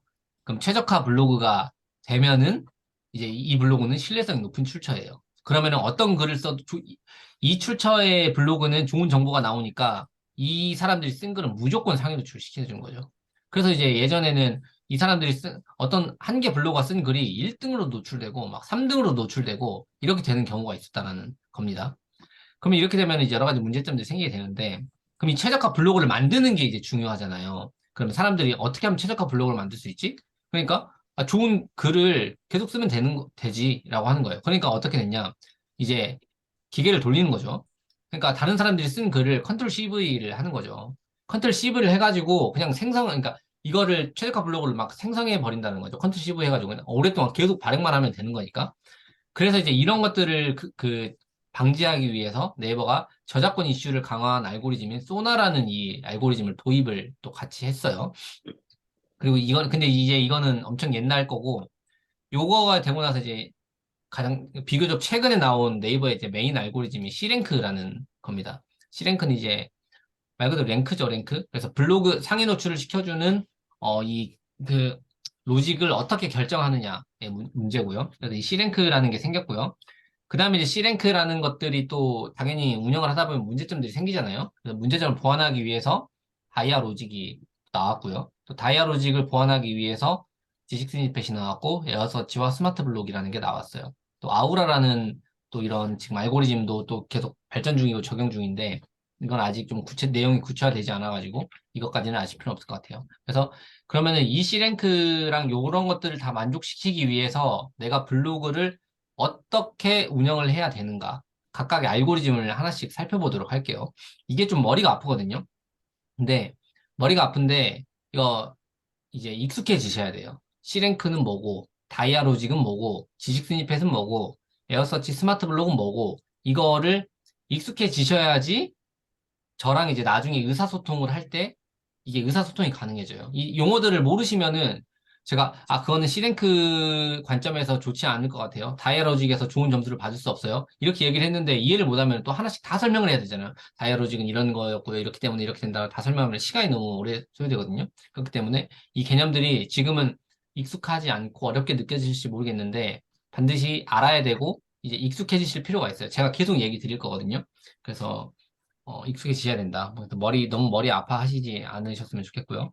그래서 하나씩 살펴볼게요. 먼저 C랭크예요, C랭크. C랭크는 아까 처음에 말했던 그 리브라랑 비슷해요, 리브라랑. 리브라가 이제 그 출처의 신뢰도를 본다고 했잖아요. 거기에 이제 인기도까지 좀 추가해가지고, 이 블로그가 좋은 블로그냐, 안 좋은 블로그냐를 평가하는 거예요. 그러니까, 기본적으로 C랭크다, 그러면은 약간 블로그의 신뢰도라고 하고, 이 업계에서 가장 많이 사용하는 거는 지수라는 표현을 써요. 그러니까 너의 블로그 지수가 뭐냐? 뭐, 너 블로그가 뭐 일반이야? 뭐 준최적화야? 아니면 최적화야? 막 이런 식으로 얘기를 하는데 그 지수라는 표현을 하거든요. 그러니까 이거는 블로그 자체가의 점수라고 보시면 될 것 같아요. 그래서 뭐 떤 플랫폼들을 보면 C랭크도 점수화해서 알려주는데요. 뭐 너는 C랭크가 100점이고 너는 90점이고 너는 95점이고 너는 85점이고 이런 식으로 C랭크 점수를 표현을 해줘요. 이거는 내 블로그의 신뢰도, 네이버에서 평가하는 신뢰도가 얼마나 된다는 거를 이야기하는 거고요. 근데 이거를 그러면은 어떻게 점수를 평가를 하느냐를 또 알아야 되겠죠. 네이버가 어떻게 평가하는 거야? 그러면 내 블로그가 신뢰도가 있는 블로그인지 아닌지 블로그인지는 어떻게 평가해? 이걸 알아야 되겠죠. 이 세 가지 개념, 맥락, 내용, 연결된 소비 생산 이렇게 나와 있는데 이거는 중요하지 않고요. 아까 앞에서도 이야기 드렸었는데 이 6가지 항목을 기본으로 하거든요. C랭크를 평가하는 항목은 6가지다라고 이렇게 네이버에서 이건 공시하고 있어요. 공식적으로 이제 공개를 하고 있는 부분이에요. 근데 여기서 이제 어떻게 해석을 해 나가냐는 이제 우리의 문제고요. 하나씩 살펴볼게요. 근데 블로그 컬렉션이에요. 블로그 컬렉션. 블로그 컬렉션이라는 말은 이게 문서 자체가 좋은 문서냐라는 거예요. 문서의 품질이 좋은 문서이냐라는 거죠. 그러면 이제 그걸 어떻게 평가를 하느냐? 가장 먼저 문서가 어떻게 구성되어 있는지를 볼 수 있겠죠, 우리가. 문서는 대부분 제목이 들어가고요. 그다음에 본문이 들어가죠. 그다음에 본문의 이해를 돕기 위해서 이미지가 들어가고요. 또 연관되어 있는 것들을 소개해주기 위해서 링크가 들어간다는 거죠. 그래서 문서를 구성하고 있는 이 기본 항목들, 이 항목들이 조화로우냐, 안 조화로우냐. 이게, 어, 정상적인 문서냐 아니냐를 본다는 거죠. 그래서 이제 우리는 여기서 어떤 관점을 가져야 되냐? 그럼 C랭크를 높이기 위해서는 제목에 들어가 있는 제목과 본문의 내용이 당연히 일치해야 되고요. 그리고 이미지는 본문과 제목에 연관이 있는 이미지를 써야 되고요. 예를 들면 뭐 돈에 대한 글을 쓰고 있는데 갑자기 꽃 그림을 올렸어. 내가 꽃을 좋아하니까. 그러면은 이건 뭐야 이거? 갑자기 돈에 대해서 이야기하는데 꽃 그림이 갑자기 왜 나와? 이렇게 되는 거죠. 그럼 연관성이 없는 거죠. 그러면 좋은 문서가 아니라고 생각을 한다는 거예요. 링크도 마찬가지예요. 예를 들면 내가 A에 대해서 죽어라 쓰고 있는데 갑자기 링크에 B 링크가 딱 들어왔어요. 뭐야, 얘네 둘이 연관 없잖아. 이렇게 되는 거죠. 그러면 야, 이거는 허위 광고일 수도 있고 이 링크가 백링크를 걸어가지고 뭔가 상업적인 잘못된 링크로 아웃시키는 걸 수도 있으니까 야, 이거 문서 자체 품질이 좋지 않아. 이거 링크 잘못 들어간 거니까 얘는 문서가 좋은 문서가 아니야. 이런 식으로 평가를 한다는 거죠. 그러니까 글의 기본적인 구성과 그 구성이 조화롭게 한 가지 이야기를, 뭐 한 가지 주제에 대해서 잘 이야기를 하고 있는가. 그런 것들을 평가를 한다는 겁니다. 문서 자체를. 그럼 두 번째 네이버 DB예요. 네이버 DB는 인물, 영화 정보 등 네이버에서 보유한 컨텐츠 DB를 연동해 출처 및 문서의 신뢰도를 계산한다라는 거거든요. 이게 조금 애매한데 이거를 저는 어떤 개념으로 지금 이걸 파악을 하고 있냐면, 이렇게 글을 쓸 때 네이버에서 제공해주는 DB, 그게 뭘까라는 거죠. 그게 네이버에서 제공해주는 DB를 활용하면 더 좋다고? 근데 여기서 이제 이게 있어요. 예를 들면 글감이 있죠. 글감에 보면 사진도 제공해주고, 책도 제공해주고, 영화도 제공해주고, TV, 공연 전시, 음악, 이런 것들을 제공해준단 말이에요. 이거가 네이버가 그 제공해준 DB라는 거죠. 그래서 여기에서, 예를 들면 이런 그 중학교 급식에 치킨 수박 나오자 인종차별 들끓는 미국. 이거 한국경제에서 쓴 내용인데, 예를 들면 내가 이 뉴스에 대한 링크를 걸 건데, 이게, 어, 다른 데서 검색해서 링크를 가져와가지고 넣는 것보다 네이버에서 사용하고 있는 그 링크를 넣을 거라면 네이버에서 제공해주는 DB를 사용하는 게 네이버가 훨씬 좋아한다라는 겁니다. 그러니까 예를 들면 내가 책에 대한 리뷰를 적을 건데 그럼 책에다가 여기다가 김미경의 마흔 수업 이렇게 넣어주면은 이 책에 대한 그 어떤 리뷰를 하거나 이런 걸 할 때 조금 더 좋은 그 문서로 평가를 할 수 있다라는 거죠. 그래서 네이버의 DB를 적극적으로 활용하는 게 도움이 될 수 있다라는 관점으로 보시면 될 것 같아요. 그 다음에 서치로그. 서치로그는 이제 네이버 검색 이용장에 여기 보면은 검색 로그 데이터. 로그 데이터를 이용해 문서 및 문서 출처의 인기도를 계산한다. 그래서 중요한 게 로그 데이터랑 인기도를 의미하는 거거든요. 여기서 이제 로그라는 게 아까 제가 블로그 설명드리면서 로그가 뭔지 설명드렸잖아요. 로그는 기록을 하는 거예요. 로그를, 그러니까 예를 들면 이 누군가가 검색을 해가지고 이렇게 들어왔어요. 어떤 블로그 글에. 그 사람이 이제 뭐 이렇게 좀 글을 읽어 내려가겠죠. 근데 갑자기 스크롤을 쫙 내리더니 애드포스트 광고를 띡 클릭하고 아웃 했어요.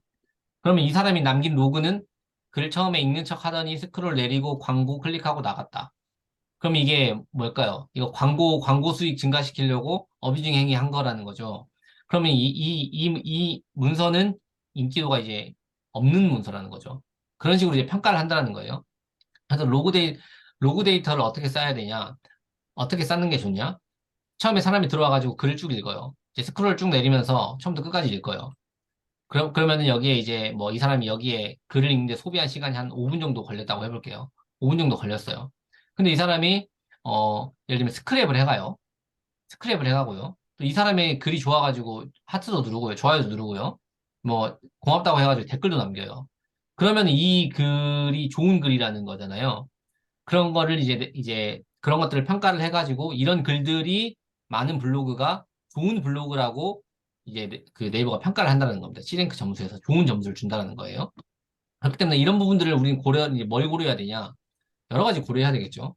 일단은 글을 사람들이 끝까지 읽게 만들어야 되는 거예요. 처음 읽으면 끝까지 읽게 만들어야 된다는 겁니다. 그러면 이제 또 뭐 가독성을 좀 중요하게 해야 되고 또 사진과 그림의 배치도 적절히 해줘야 되고 글의 퀄리티도 당연히 좋아야 되고 그런 부분들이 이제 우리가 고민을 해야 된다는 거죠. 이 요소를 봤을 때. 그 다음에 이제 체인 스코어. 체인 스코어는 이거는 외부 유입을 아까 제가 이야기했던 외부 유입이라고 생각하시면 될 것 같아요. 그러니까 네이버 이제 통상 이런 얘기를 많이 하죠. 그 외부 링크를 만들어가지고 들어오면은 네이버가 싫어하지 않나요? 저 품질된다라고 하던데요. 이렇게 얘기를 하잖아요. 근데 이거는 굉장히 상식적으로 생각하면 쉬워요. 네이버에서 외부 유입을 만들어 온다는 거는 뭘까요? 예를 들면은 옛날에 카카오뷰 할 때 그런 얘기가 많았어요. 카카오뷰에다가 네이버의 링크를 걸면은 카카오뷰에서 보던 사람들이 네이버 블로그로 들어온단 말이에요. 그러면은 기본적으로 우리가 생각을 해볼까요? 그럼 네이버가 좋아할까요? 싫어할까요? 당연히 좋아할 수밖에 없죠. 왜냐면은 카카오를 사용하는 사람들이 네이버 블로그로 막 들어오는 거니까 당연히 좋을 수밖에 없어요. 왜냐면 걔네들은 트래픽을 만들어내는 거고 그게 이제 네이버는 광고로 먹고 살기 때문에 광고 수익이 엄청나거든요, 네이버는. 그렇기 때문에 많은 사람들이 광고를 봐야 자기한테 더 좋은 거예요. 그렇기 때문에 네이버에서는 외부 링크를 통해 가지고 네이버로 들어오는 거를 좋아할 수밖에 없어요. 그렇기 때문에 이제 그런 것들을 많이 해주는 블로거를 좋은 블로거로 또 평가를 한다는 겁니다. 그래서 이제 웹문서, 사이트, 뉴스 등 다른 출처에서의 관심 정도. 이거는 조금 더 애매하기도 한데 예를 들면은 다른 사이트가 있을 수도 있고 뉴스 이런 거는 어떤 경우들이 있냐면 뉴스 기사를 쓰는데 블로거가 쓴 글을 예를 들면 스크랩을 해가지고 그걸 인용해가지고 쓰는 경우들도 있는 거예요. 거기다 그러면 이제 출처에 대한 링크를 달아주는 거죠. 그러면은 그 사람들이 이제 들어오면은 뉴스에서도 인용을 할 만큼 좋은 글이다라는 형태로 판단해가지고 또 좋은 글로 평가를 한다는 거죠. 그렇기 때문에 이런 걸 체인 스코어는 어, 외부 유입을 만들어낼 수 있느냐 없느냐로 생각을 해주면 될 것 같고요. 블로그 액티비티. 이건 이제 가장 기본 중에 기본이에요. 블로그 서비스에서의 활동 지표를 참고해 얼마나 활발한 활동이 있는 블로그인지를 계산한다는 거죠. 근데 이게 여러 가지 요소가 있을 수 있죠. 활동성이 좋은 걸 어떻게 평가할 거야? 라는 거죠. 기본적으로는 당연히 핵심, 글을 쓰는 겁니다. 글을 쓰는 것만큼 네이버 블로그 활동을 열심히 하는 게 어디 있겠어요. 그쵸? 네이버 블로그, 그러니까 글을 쓰는 거. 그래서 이제 어떤 분들은 뭐 일일 포스팅 의미 없어. 뭐 이렇게 하시는 분들도 있는데 무슨 관점으로 얘기를 하는 건지 모르겠어요. 저는. 이게 액티비티가 높으면은 당연히 블로그 C랭크가 빨리 쌓이고 좋은 점수를 받을 수밖에 없거든요. 근데 물론 글을 막 대충 써 그냥 막 한 5글자씩만 쓰고 계속 그렇게만 해가지고 블로그 액티비티를 높인다? 그러면 이게 액티비티에서는 좋은 점수를 당연히 평가를 받을 수 있겠죠. 근데 다른 부분들에서 좋은 평가를 받을 수 없는 거죠. 그쵸? 그렇기 때문에 이제 대충대충 써가지고 막 여러 개를 막 쓰는 게 좋은 거냐? 그건 아니라는 거예요. 당연히 이 모든 것들을 충족시켜줄 수 있는 좋은 글을 많이 발행을 하면은 블로그가 빨리 성장을 한다는 겁니다. 그렇기 때문에 1일 1포스팅보다는 1일 2포스팅이 좋은 거고 1일 2포스팅보다 1일 3포스팅이 좋은 거죠. 그리고 포스팅을 많이 할수록 블로그 성장 속도는 당연히 빨라진다는 겁니다. 네, 그런 관점으로 이제 이해를 해주셔야 되고요. 마지막 블로그 에디터 주제 점수예요. 이건 아까 이야기 드렸었죠. 문서의 주제를 분류하고 그 주제에 얼마나 집중하고 있는지를 계산한다는 겁니다. 그러니까 예를 부동산 블로그는 계속 부동산 글만 작성하는 게 좋은 거고요. 그다음에 뭐 맛집 블로그는 맛집 글만 계속 작성하는 게 실행글 쌓는 데는 훨씬 유리하다는 거예요. 그래서 잡불이 되면은 내가 글을 이것도 쓰고 저것도 쓰고 5만 가지를 다 쓰다 보면은 블로그의 C랭크 점수가 이 블로그 에디터 주제 점수에서 낮게 책정되기 때문에 또 좋은 점수를 받을 수 없게 되고 나중에 그게 또 이제 인프를 선정하는데도 영향을 끼칠 수 있다. 그렇기 때문에 어, 주제를, 한 가지 주제를 운영하시는 게 좋은데 나는 그래도 두 개, 세 개를 운영하고 싶다. 그러면은 비중을 조절하셔야 돼요. 왜냐면 이게 얼마나 집중하고 있는지를 계산하는 거잖아요. 그러니까 예를 들면 내가 메인 주제가, 예를 들면 나는 주식, 뭐, 경제 분야예요. 경제 분야가 메인이야. 근데 나는 뭐, 맛집 가는 것도 쓰고 싶어. 그럼 맛집 가는 것도 써도 돼요. 써도 돼. 근데 비중을 조절해야 된다는 거죠. 경제 글이 8, 뭐 맛집글 2, 이 정도 뭐 9대 1, 8대 2, 7대 3, 요 정도 비중을 조절을 해가지고 써야 된다는 거죠. 네. 그러면은 한 가지 주제에 대한 집중도 높아질 수 있겠죠. 뭐 경제 분야에 8대 2로 쓰면 경제 분야가 80%니까 이 블로그에서 나오는 80%의 글은 경제 분야와 관련된 글이다. 이렇게 평가를 한다는 거죠. 그리고 그거를 평가하는 거는 또 여러 가지 요소가 있을 수 있는데 여기서 뭐 딥러닝 기술을 이용한다라고 했는데 이게 이제 뭐 거기에 들어가는 키워드가 아마 메인이 될 거고요. 그 글에 어떤 키워드, 어떤 워드들이 많이 들어가느냐. 뭐 주식, 부동산 막 이런 거 들어가면은 이거는 경제 분야 글이네. 이렇게 인식을 한다라는 거죠. 그런 식으로 하기 때문에 어, 글을 쓸 때도 키워드 사용이나 이런 것들도 그런 분야에 있어가지고 또 주의를 해야 된다라는 겁니다. 그래서 이렇게 이제 C랭크를 평가하는 6가지 요소를 살펴봤는데 이 요소들 이렇게 막상 이렇게 따지고 보면은 다 열심히 해야 되잖아. 이렇게 될 거예요. 뭐 대충 해도 되는 게 없네. 이렇게 생각을 하실 건데, 이걸 알고 있어야 내가 블로그를 운영을 할 때, 이런 것들을 활동을 해도 되는지, 어떻게 해야 되는지에 대한 정답을 내가 알아낼 수 있다는 거예요. 운영 노하우가 나온다는 거죠. 근데 이게 되게 신기해요. 요거는 네이버에서 그냥 공개하고 있는 거거든요. 근데 이런 것들을 블로그 운영하시는 분들 중에는 읽어보시는 분들이 없죠, 사실. 저도 그랬었고, 저도 이제 좀 딥하게 연구를 해보고 싶어가지고 공부를 하다 보니까 이렇게 알게 됐는데, 다 공개되어 있는 내용이고요. 근데 여기서 이제 어떤 유의미한 결과들을 끌어낼 수 있는가는 또 이제 개인의 영역들인 거죠. 네. 그래서 이렇게 C랭크를 평가하는데, 이 C랭크는 주제별로 쌓인다라고도 해요. 그러니까 이게 C랭크가, 이게 조금 네이버가 이제 이야기할 좀 애매한 게 이거거든요. 아까 C랭크라는 게 그 블로그의 신뢰도라고 했잖아요. 신뢰도랑 인기도라고 했단 말이에요. 그러면은 블로그 자체의 점수여야 되는 게 맞잖아요. 그쵸? 그러니까 이 블로그는 예를 들면 70점이야, 80점이야. 이렇게 해야 되는 게 맞단 말이에요. 근데 네이버에서는 또 이렇게 얘기를 하거든요. 이거 네이버 그 서치앤테크 블로그에 나와 있는 건데, 어, 여기 뭐야. 내용이 잘못 들어왔네요. 이 내용이 아니고, C랭크는 주제별로 쌓인다라고 이야기를 하고 있어요. 그러니까 예를 들면 내가 게임이랑 스포츠를 두 가지를 운영을 해요. 그러면 게임에 대한 글을 열심히 써요. 그럼 여기에 뭐 50점이 쌓이고, 스포츠에도 50점이 쌓인다. 이런 식이라는 거죠. 그리고, 그러니까, 이렇게 주제별로도 쌓이고, 이런 것들을 모아가지고 총체적으로도 C랭크가 쌓이고, 이렇게 보거든요. 그러니까, 이런 것들이 언급되어 있지 않지만, 그러니까, 주제별 C랭크는, 이거, 예를 들면은 내가 게임 주제의 C랭크가 50점이야. 그러면 게임 주제에 관련된 글을 쓸 때는 이 C랭크도 적용이 되는 거고, 그다음에 이 전체 C랭크도 같이 적용이 될 것 같다라는 생각이 들어요. 네, 이게 명확하진 않지만 그래서 이런 식으로 이제 주제를 또 운영할 때도 이런 부분들을 좀 고려를 할 수 있다라고 생각을 해주시면 될 것 같아요. 그다음에 이제 근데 여기서 이제 문제점이 있습니다. 그래야 이제 기술이 발전하겠죠. 문제점을 찾아야. 예를 들면은 이 C랭크가 기본적으로는 이제 그 블로그에 대한 신뢰도기 때문에 아까 그 6가지 요소들을 다 충족시키는 블로그가 있으면은 그게 이제 일종의 흔히 말하는 최적화 블로그라고 이야기를 하는데 그 블로그들이 C랭크가 높아요. 근데 예를 들면 그 블로그의 운영자가 초등학생이란 말이에요. 근데 이제 내가 신규로 진입을 하는 블로거가 있어요. 근데 그 사람이 대학 교수예요. 대학 교수가 글을 써요. 근데 이 초등학생이 대충 쓴 글이 있고 전문가가 열심히 쓴 글이 있어요. 근데 이 C랭크라는 알고리즘을 돌리면은 무조건 초등학생이 대충 쓴 글이 노출될 수밖에 없다는 거예요. 그러니까 그렇기 때문에 이제 신규 진입하는 사람들이 블로그를 하기에 굉장히 어려움이 많다는 거죠. 그러니까 전문가들이 새로 진입하기 너무 어려운 거죠. 그런 환경들이 조성되었기 때문에 이제 네이버에서는 이거 이렇게 하면 안 된다. 그래서 어떤 우리가 문제점을 해결하자라는 그 관점에서 나온 게 이제 다이아 로직입니다. 다이아 로직. 다이아 로직이 뭐냐면은 이거는 아까 그 C랭크의 평가 요소 6가지 중에 출처의 그 인기도를 그 로그 데이터를 분석해가지고 인기도를 분석하는 게 있었잖아요. 그거를 더 강화한 거예요. 그러니까 그게 이제 무슨 의미냐면 사람들이 여러 가지 막 검색을 하다가 좋은 글을 찾을 거 아니에요. 내가 진짜 원하는 정보를 찾을 거 아니에요. 그럼 그 글은 이제 충분히 소비를 한다는 거죠. 그럼 이제 그 글이 이런 글이 좋은 글이라고 AI한테 학습을 시키는 거예요.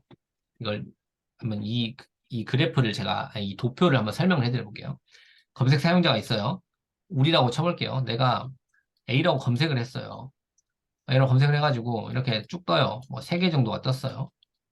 근데 이거 들어갔어요. 이거 들어갔는데, 그러니까 C랭크로 평가해가지고 얘가 1등이고 얘가 2등이고 얘가 3등이겠죠? 근데 이 글을 살펴봤어. 근데 이 글이 완전 꽝이야. 마음에 안 들어요. 너 글 별로다. 그래서 바로 이탈했어요. 그러면 이 사람, 이 블로그에는 로그가 좋지 않게 남겠죠? 이탈이 빠르게 나오겠죠? 그리고 또 2번을 갔어요. 근데 2번을 가면 이것도 꽝이야. 이것도 별로야. 그래서 3번을 갔어요. 3번을 가보니까 여기서 이 글이 좋은 거예요. 그럼 이 사람이 글을 이제 잘 소비하고 그 소비를 충분히 해주고 체류 시간이 높아지게 된다는 거죠. 그럼 이게 검색 로그가 이렇게 남는단 말이에요. 그럼 이 문서가 검색 사용자가 선호하는 문서가 되는 거예요. 그래서 야, 그러면 이제 이 문서들을 이제 골라내겠죠. 네이버에서 알고리즘을 결정해서 골라내요. 그래가지고 이 다이아 모델이라는 이 AI한테 학습을 시켜요. 뭐라고 학습시키냐? 야, 이 문서가 정답 문서야. 이렇게 학습을 시킵니다. 이게 정답 문서라고. 이게 진짜 이 A라는 키워드로 검색했을 때 사람들이 진짜 원하는 문서는 이렇게 작성되어 있는 문서라고. 이렇게 학습을 시킨다는 거죠. 그래가지고 AI로 각 문서에 다이아 로직을 적용합니다. 이렇게 적용을 해요. 적용을 하면은 그러면 이제 여기서 이제 순위가 바뀔 수 있겠죠. 왜냐면은 어 그러니까 이게 정답 문서군요라고 해가지고 이제 순위가 그러니까 순위가 이제 종종 바뀌는 경우들이 있는데 그런 경우 이제 상위 노출이 이루어진 다음에 그런 경우들이 이제 이런 다이아 로직의 영향을 받았다라고 볼 수 있거든요. 그래가지고 이제 누군가가 이제 또 이것과 관련된 새로운 글을 써요. 그러면은 여기서 이제 기본적으로 우리가 했던 C랭크 있죠. C랭크가 있고 여기에 다이아 로직이 이제 더해져 가지고 야, 이 문서가 이 정답 문서 사람들이 좋아하는 정답 문서와 가까운 문서가 맞아? 그러면 그러니까 C랭크로 기본적으로 얘가 50점이에요. C랭크 점수는 이 블로그는. 근데 이 블로그가 정답 문서인지랑 비교해 보니까 한 30점 정도밖에 안 되네요. 그럼 이 두 가지 점수가 나와가지고 얘는 그럼 80점인 문서입니다. 이렇게 해가지고 이제 순위를 쫙 매겨가지고 이제 상위 노출을 시켰다는 거죠. 그렇기 때문에 이제 다이아 로직이 추가가 되면서 이 글 자체의 퀄리티에 좀 더 집중이 됐다라고 생각할 수 있는 겁니다. 글 자체의 퀄리티를 좀 더 중요하게 네이버가 평가를 하고 있다. 이렇게 변하고 있다는 거예요. 그래서 이 다이아로직의 핵심은 아까 이야기 드렸던 건 똑같아요. 이 사람은 C랭크 점수가 높아요. 블로그를 오랫동안 운영했어. C랭크 점수가 높아요. 그래서 글 쓰는데 기본적으로 50점 깔고 가는 겁니다. 예를 들면 50점 깔고 가요. 근데 글을 대충 썼어요. 그래서 글 30점밖에 못 받은 거야. 글 자체의 점수는. 근데 이 사람은 C랭크 점수가 낮아요. 40점밖에 안 돼. 근데 이 사람은 정답 문서에 가까운 글을 쓴 거야. 45점을 받았어. 그럼 이 사람은 80점이고 이 사람은 85점이잖아요. 그럼 이 사람의 글이 상위에 노출될 가능성이 더 높아진다라는 겁니다. 네, 그럼 이 사람의 C랭크는 높은데 글은 이 사람의 글이 노출되는 거죠. 그러니까 C랭크의 단점이 보완된다라는 거죠. 이런 관점으로 이루어지는 거기 때문에 좋은 글을 쓰기 위해서 그러면은 정답 문서가 어떤 문서야라는 질문이 나오겠죠. 그럼 정답 문서가 어떤 문서인데? 그건 이제 제가 다음에 설명드릴게요. 그래서 이 다이아 로직이라는 게 그러면은 이 정답 문서라는 게 어떤 문서인가를 찾아가지고 이거를 내가 정답 문서에 가까운 문서를 써야 되는데 어떻게 할 거냐. 근데 이제 이런 관점이에요. 그런데 이 다이아 로직이라는 게 C랭크를 보완하기 위해서 만들어진 건데 실제로 이 인기도가 많은 글들이 C랭크가 높은 사람들의 글이더라라는 거예요. 그러니까 이게 오히려 이게 반대가 된 거죠. 그러니까 이거를 보완하기 위해서 그렇게 했는데 실제로 다이아로직의 사람들의 반응이 좋은 글도 C랭크가 높은 사람들의 글일 확률이 높다라는 거예요. 네이버가 이야기하는 게.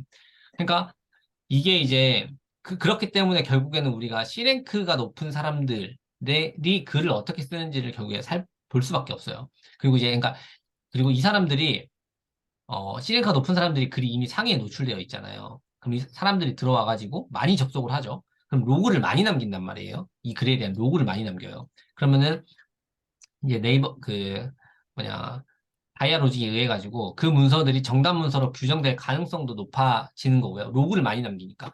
애초에 상위 노출되지 않는 문서들은 사람들이 보지를 못해요. 그러니까 애초에 들어가질 못하는 거지. 그러니까 로그를 남기지도 못한다는 거예요. 그러니까 방문자 수가 적은 블로거들은 사용자들에 대한 로그를 남기기 자체가 어렵다라는 거죠. 그렇기 때문에 결론적으로는 우리가 어떤 선택을 해야 되냐. C랭크가 높은 블로거들을 찾아야 돼요. 내가 운영하고자 하는 주제에서 그 순위가 높은 블로거들을 찾아야 됩니다. 그러면 이 사람들이 정답 문서를 많이 가지고 있어요. 실제로. 그러니까 상위 노출이 많이 되고 있는 글들을 많이 가지고 있다는 거죠. 그러면 내가 어떻게 해야 되냐? 이 사람들이 쓰는 글을 모방을 해야 돼요. 그러니까 여기서 모방하라는 거는 글 내용을 컨트롤 CV 하라는 게 아닙니다. 컨트롤 CV 하라는 게 아니라 이 사람들이 글을 어떻게 쓰는지를 봐야 된다는 건데 글을 이렇게 쓰잖아요. 글을 이렇게 쓰면은 예를 들면은 뭐 여행 블로거다. 그러면은 아니 그 맛집에 대한 리뷰를 하는 블로거다. 근데 이 사람은 어떻게 쓰냐? 예를 들면은 뭐 위치 정보를 써요. 위치 정보를 쓰는데 네이버 지도에 있는 DB를 가져와 가지고 DB를 이렇게 네이버 지도를 먼저 넣어 가지고 넣었어요. 그럼 2번 그다음에 인용구를 써 가지고 예를 들면 이 사람 번호를 매겼어요. 2번 땡.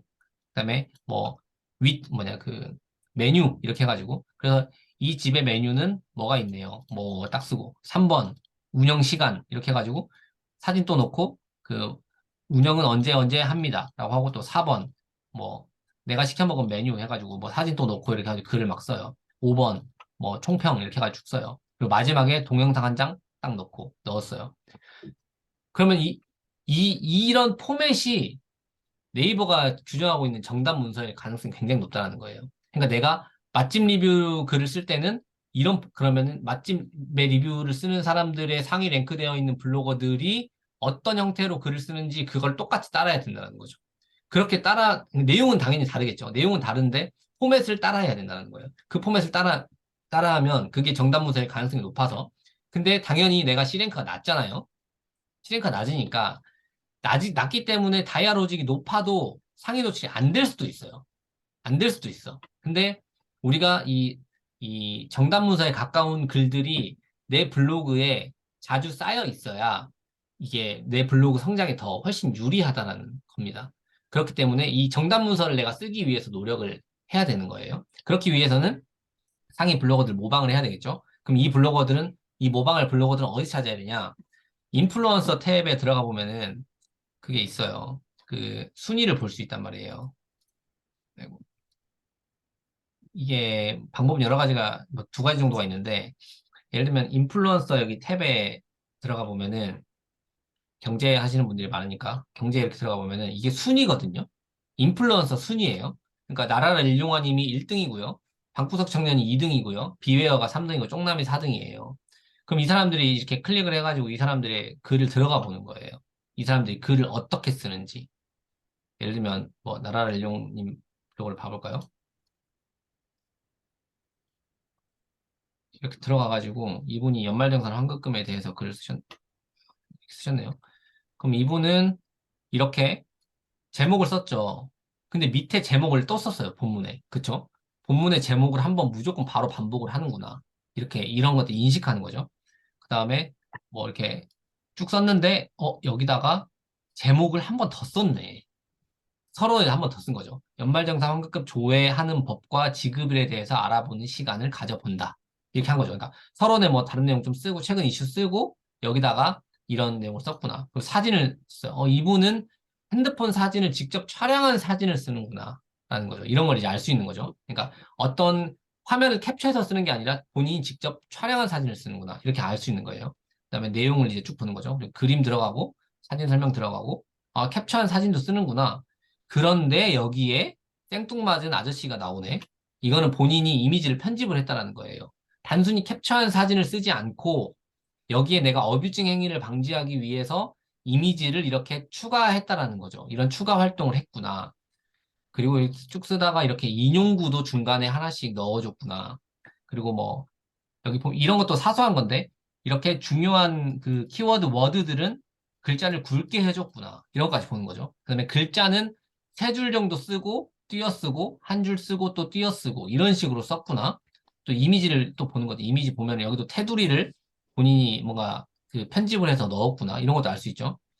그다음에 이런 중간에 이런 거 그 뭐냐 줄나눔 뭐 이런 것도 중간에 넣어줬고 그다음에 또 소제목이 또 들어갔구나. 연말정산 환급금 조회하는 법 세 가지. 소제목은 글자를 크게 하고 굵게 넣었구나. 번호를 넣었구나. 1번 뭐 넣었고 그다음에 이렇게 또 밑에는 또 이 번호 체계를 또 해가지고 넣었고 2번, 3번 이렇게 넣었구나. 이런 식으로 본다라는 거죠. 이렇게 쭉. 아, 이런 형태로 써야 좋게 평가받을 수 있구나. 그리고 이렇게 음영 중간에 이렇게 뭐 음영도 넣어주고 해서 요렇게 써야 되는구나. 그리고 2부는 마지막에 또 보니까 한 번 더 반복했구나. 연말정산 환급금 조회 방법에 대해서 알아봤다. 이렇게 하면서 제목에 썼던 걸 한 번 더 반복했구나. 이게 이제 사실 제가 하는 것과 똑같거든요. 그러니까 서론에 키워드 한번 뭐 키워드 제목 그대로 써가지고 키워드 한 번 넣고 결론에 오늘은 이것에 대해서 알아보았다라고 하면서 제목을 또 한 번 넣고 중간에 이제 키워드들은 당연히 자연적으로 세 번 정도 반영되는 거고요. 세네 번 정도. 이렇게 하면은 이제 하나의 글이 서론, 본론, 결론을 딱 나누시면서 중간에 사진과 글이 조화롭게 이루어지면서 이게 좋은 글로 평가가 된다는 거죠. 그래서 그러니까 이 글이 정답 문서일 확률이 높은 거고 밑에 보면 또 같이 보면 좋은 글 해가지고 이렇게 또 관련된 링크도 이렇게 넣어줬구나. 2개 정도 넣어줬구나. 이런 것들 보는 거예요. 이렇게 보면은, 아, 상위 블록, 그리고 이런 것들을 몇 개씩 보잖아요? 그러면은, 다 비슷해. 아, 다 똑같네. 이렇게 써야 돼. 이렇게 알 수 있는 거예요, 이제. 그래서 이제 그걸 내가 모방을 하면 되는 거죠. 내가 벤치마킹을 해가지고, 이렇게 써야 되는구나라는 거를 이제 파악을 해야 된다는 겁니다. 그래서 다이아로 지금 그렇게 활용을 하시면 되고요. 그 다음에 다이아 플러스라는 게 있는데, 이거는 알고리즘 굉장히 분석하죠. 예, 복잡하죠. 이걸 간단히 설명하면은, 구체적인 정보를 여기서 얻어낼 수 있는 거는 구체적인 정보를 작성을 해야 되고 다양한 단어를 사용해야 된다라는 거예요. 이제 이게 뭐 여기 뭐 질의 의도 분류기 뭐 문서 확장 모듈 이렇게 어려운 단어들이 있는데 이게 의미하는 게 뭐냐면 사람들이 검색을 하는 단어랑 블로거가 사용하는 단어가 다르다라는 거예요. 그러니까 사람들은 검색을 할 때 강아지로 검색을 하죠. 예를 들면 뭐 강아지 사료 이렇게 사료? 강아지 사료 이렇게 검색을 하는데 어떤 사람들 애완견을 키우고 있는 블로거들은 우리 댕댕이 사료는요, 이거 먹어요. 이런 식으로 쓴다는 거예요. 그러니까 이제 블로거가 쓰는 거랑 검색자가 검색하는 거랑 키워드가 달라. 그러면 기존에는 네이버가 이거를 노출을 안 시켜줬단 말이에요. 노출이 안 시켜줘. 그러니까 이제 좋은 글들이 노출이 안 되는 경우들이 많이 생기는 거죠. 그러니까 네이버에서는 이걸 또 기술적인 부분으로 보완을 해가지고 강아지랑 댕댕이는 유사한 단어다. 라고 해가지고 이 키워드를 사용하는 거랑 이 키워드를 사용하는 거는 같은 키워드로 사용한 걸로 봐야 된다. 라고 이제 이해를 한다는 거죠. 그래서 우리는 이제 이런 것들 어떻게 생각을 해야 된다? 본문에 똑같은 용어라도 표현을 다르게 해서 용어, 다양한 형태로 사용을 하는 게 좀 더 좋다라는 거예요. 그러니까 똑같은 키워드를 계속 반복을 할 게 아니라 그것과 유사한 단어들을 같이 넣어주자라는 거죠. 그러면 내가 더 다양한 키워드에 내 글이 노출될 수 있다라는 겁니다. 그리고 이제 또 한 가지는 구체적인 정보를 작성하라는 건데 구체적인 정보는 예를 들면 내가 맛집 리뷰를 해요. 맛집 리뷰를 하는데 어떤 게 구체적인 정보가요? 주차장 위치는 여기서 주차장은 어디로 가야 돼, 어디로 가야 돼, 요렇게 가야 주차를 하기 편하다. 메뉴는 뭐가 있고, 뭐가 있다. 가격은 뭐다. 가격은 이건 얼마고, 이건 얼마고, 저건 얼마다. 뭐 이렇게 적고요. 그 다음에 이렇게 쭉 적는 거죠. 그러니까 이렇게 구체적인 정보들을 제공해주는 글들을 좋은 글로 평가를 한다라는 겁니다. 이해되시죠? 거의 다 왔습니다. 네. 그리고 이제 그 다음은 지식 스니펫이에요. 지식 스니펫은 뭐냐면은, 너 짱이다 이거예요. 너 짱. 이 A라는 키워드로 검색했을 때 가장 좋은 글은 이거예요. 라고 네이버가 결정을 그냥 해줘버린다는 거예요. 그러니까 이거는 검색하면은 무조건 바로 떠요. 그러니까 짱이죠. 이 지식 스니펫이 제일 좋아. 그래서 예를 들면은 여기서 퇴직금 지급 기준이라고 누군가 검색을 했다.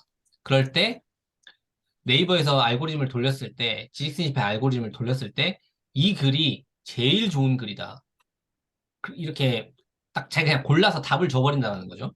그럼 이렇게 하면은, 근데 이제 여기서, 그래서 이제, 근데 네이버가 알고리즘을 돌리기 때문에 실수를 할 수 있잖아요. 그쵸? 이게 진짜 사람들이 원하는 글이 아닐 수도 있거든요.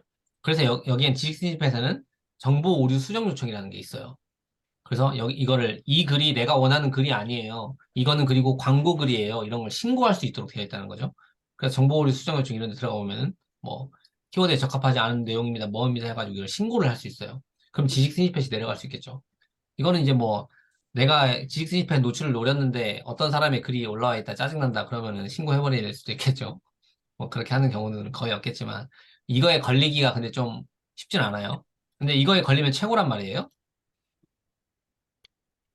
네, 사전적 정의가 많이 나오긴 해요. 지식백과들이 그래서 많이 나오기도 하죠. 근데 블로그 글들도 많이 나오고 어떤 공식 홈페이지에서 활용한 글도 많이 나오고 근데 이게 어 옛날에 썼던 글들이 또 분류돼 가지고 뜨기도 해요. 내 글들이. 그렇기 때문에 요거 근데 그러면 이거를 어떻게 노릴 수 있냐? 이게 짱인데. 근데 그걸 또 이제 생각을 해봐야 되는데 아직은 이런 것들에 대해서 구체적으로 지금 정보가 제공되고 있지는 않아요. 근데 여기서 그 브로드하게 제공되고 있는 정보가 뭐냐면 첫 번째는 구조화된 정보를 원한다는 겁니다. 구조화된 정보. 그러면은 구조화된 정보가 뭐야? 또 생각을 해봐야 되죠. 구조화된 정보가 뭔데? 이거는 이거예요. 예를 들면 소제목이 들어가고요. 소제목 1번 뭐, 그다음에 뭐 사진, 그리고 설명, 그리고 표, 설명 이런 식으로 들어간 거. 이런 식으로 들어가 있는 게 이제 네이버에서 구조화된 정보라고 평가를 하고 이런 것들을 좋은 글로 평가를 한다는 거죠. 이게 이제 어떻게 생각을 해볼 수 있냐면 구글에서 이제 애드센스랑 막 이런 것들 워드프레스랑 이런 거 운영할 때 구글은 SEO라는 이 개념이 있거든요. SEO 개념.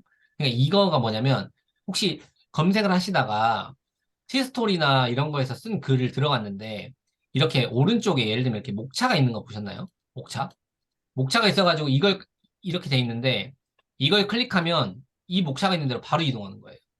여기 이걸 클릭하면 이 목차가 있는 대로 바로 이동하고 이런 식으로 되어 있거든요. 이게 이제 구글 SEO 형태로 돼가지고 이게 그 구조화된 글이잖아요. 사람들이 원하는 정보를 바로 갈 수 있도록 해주는 거. 이게 이제 구글에서 사용하고 있는 건데 네이버도 이런 것들을 반영을 하려고 하고 있다. 라고 생각을 하시면 될 것 같아요. 그래서 구조화된 정보. 그래서 이제 인용구 등을 통해 가지고 소제목을 넣어주는 거. 1번, 2번, 뭐 3번 이런 걸 넣어주는 게 좋다라고 이야기를 드릴 수 있을 것 같고 그 다음에 정확하고 디테일한 정보를 중요하다고 하는데 이거는 이제 충분한 글자 수, 글자 수가 많이 들어갈수록 그 디테일한 정보들이랑 더 많은 정보를 포함하고 있을 가능성이 높잖아요. 그렇기 때문에 글자 수를 충분히 써줘야 된다. 제가 생각하는 글자 수는 1500자 정도예요. 이건 참고만 하시고 나중에 이제 글자 수에 대해서는 좀 더 이야기 드릴게요. 그다음에 이제 마지막이 스마트 블록이에요. 스마트 블록은 뭐냐면은 이제 사람들이 이 탐색형 검색자가 많아졌다는 거거든요. 이 탐색형 검색자라는 게 무슨 의미냐면 우리가 유튜브를 시청할 때 보면 저는 검색을 해서 잘 보지 않거든요. 제가 좋아하는 채널들을 구독을 해놓고 거기서 뜨는 것 중에 쭉 보다가 이거 한번 볼만하네 이렇게 해가지고 이걸 이제 들어간다는 거예요. 그러니까 이제 어떤 특정한 그 답을 얻기 위해서 검색을 하는 사람이 아니라 그냥 이렇게 네이버나 이런 유튜브의 알고리즘이 제시해주는 글 중에서 내가 원하는 거를 그냥 골라가지고 보는 사람들이 많아졌다는 거죠. 그래서 이제 예를 들면은 정답을 얻기 위한 질문은 예를 들면은 뭐 경기도 캠핑 가볼 만한 곳 이렇게 하면은 딱 정답을 얻기 위한 그 검색이잖아요. 근데 요즘엔 사람들이 그냥 캠핑 이렇게 검색을 한다는 거예요. 이렇게 검색하는 거는 그러니까 캠핑과 관련돼서 최근에 사람들이 관심 있는 게 뭐고 최근에 트렌드가 뭐고 그냥 이렇게 궁금해가지고 그냥 캠핑을 검색하는 사람들이 엄청 많아졌다는 거죠. 그럼 네이버에서는 어떤 정답을 내주기가 애매하잖아요. 그래서 좀 더 많은 컨텐츠를 보여주겠다라는 그 관점에서 나온 게 이제 스마트 블록이에요. 이렇게 이걸로 검색을 하면은 이 사람의 뭐 성별, 나이, 지역 이런 것들을 따져가지고 이 사람과 비슷한 성향을 가진 사람들이 자주 찾았던 것들을 이렇게 스마트 블록으로 묶어가지고 제시를 해준다는 겁니다. 그러면은 캠핑 카페니까 3개, 3개, 3개, 3개, 3개, 3개 이런 식으로 나오는 거니까 18개의 글이 상위 노출된다라고 보시면 되는 거죠. 그래서 이 사람이 이걸 클릭하면 캠핑 카페에 관련된 순위가 쭉 나오는 거고, 이걸 클릭하면 이거에 대한 순위가 쭉 나온다는 거예요. 그렇기 때문에 이거는 이제 내가 그 뭐냐, 이게 초보 블로거들한테 약간 유리하다라고 생각을 했었거든요. 왜냐면 다양한 키워드들에 이게 내가 검색될 수 있는 기회가 생기는 거니까. 그래서 실제로 초보 블로거분들 중에 이 스마트 블록에 얻어 걸려가지고 방문자 수를 꽤 많이 만들어낸 경우들이 많았어요. 근데 시간이 지나면서 보니까 이 스마트 블록을 결국에는 C랭크랑 높은 사람들이 다 가져가고 있다는 겁니다. 그래서 예전에 뭐 보시면은 이렇게 되고 있어요. 퇴직금 검색하니까 나엠제이라는 쓴 사람이 쓴 게 두 개나 이제 이렇게 1등으로 노출되고 있다는 거죠. 이런 식으로. 그러니까 똑같은 글이, 똑같은 글, 그리고 C랭크가 높은 사람들이 여기서도 한 두세 개를 먹어버리고 있다는 거예요. 그러니까 그 사람은 더 많은 그 유입을 가져가고 있다는 거죠. 그래서 그런 식으로 또 되고 있어가지고 약간 이것도 지금 한계가 있다라고 저는 스스로 이제 좀 느끼고 있습니다. 네. 그래서 이렇게 해가지고 이제 스마트 블록이 있는데 이거는 어떻게 활용을 해야 되냐면은 내가 퇴직금과 관련된 글을 이제 쓰려고 결정을 했어요.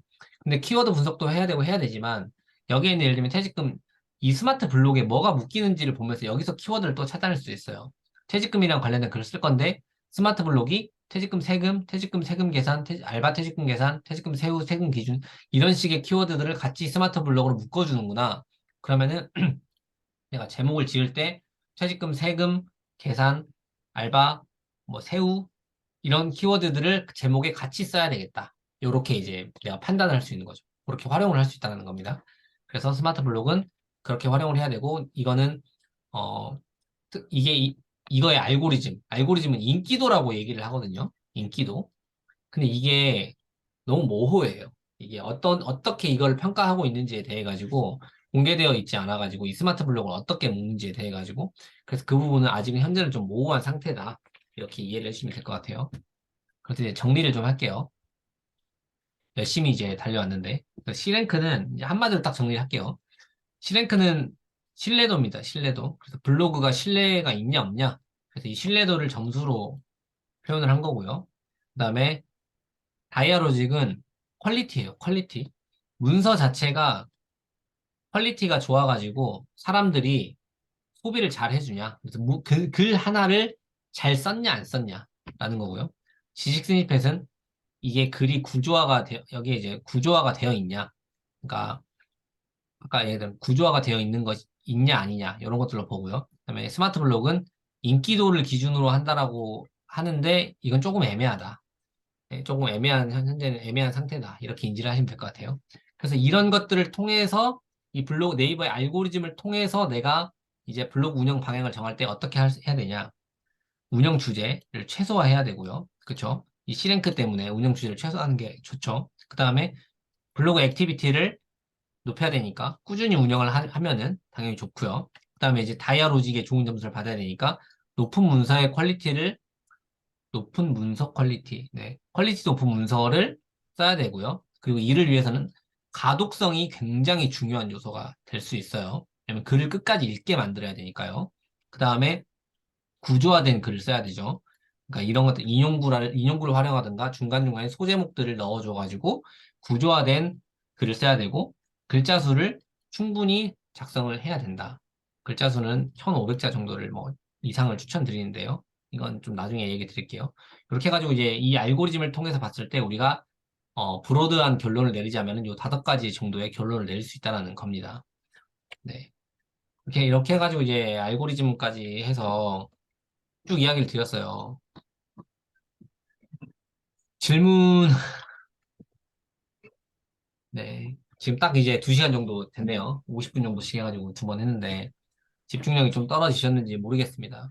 네이버, 이제 블로그에 대해 가지고 좀 이해가 되셨는지 모르겠어요. 어떠신가요? 제가 최대한 논리적으로 이제 설명을 드리고 쉽게 설명을 드리려고 설명을 드렸는데, 이게 또 그 받아들이는 분들 입장에서는 이게 어렵게 느껴질 수도 있고, 아니면 이해가 안 되실 수도 있다는 생각이 들고, 그리고 사실 이론을 아는 거랑 실전으로 적용하는 거랑 또 전혀 다른 문제이긴 하거든요.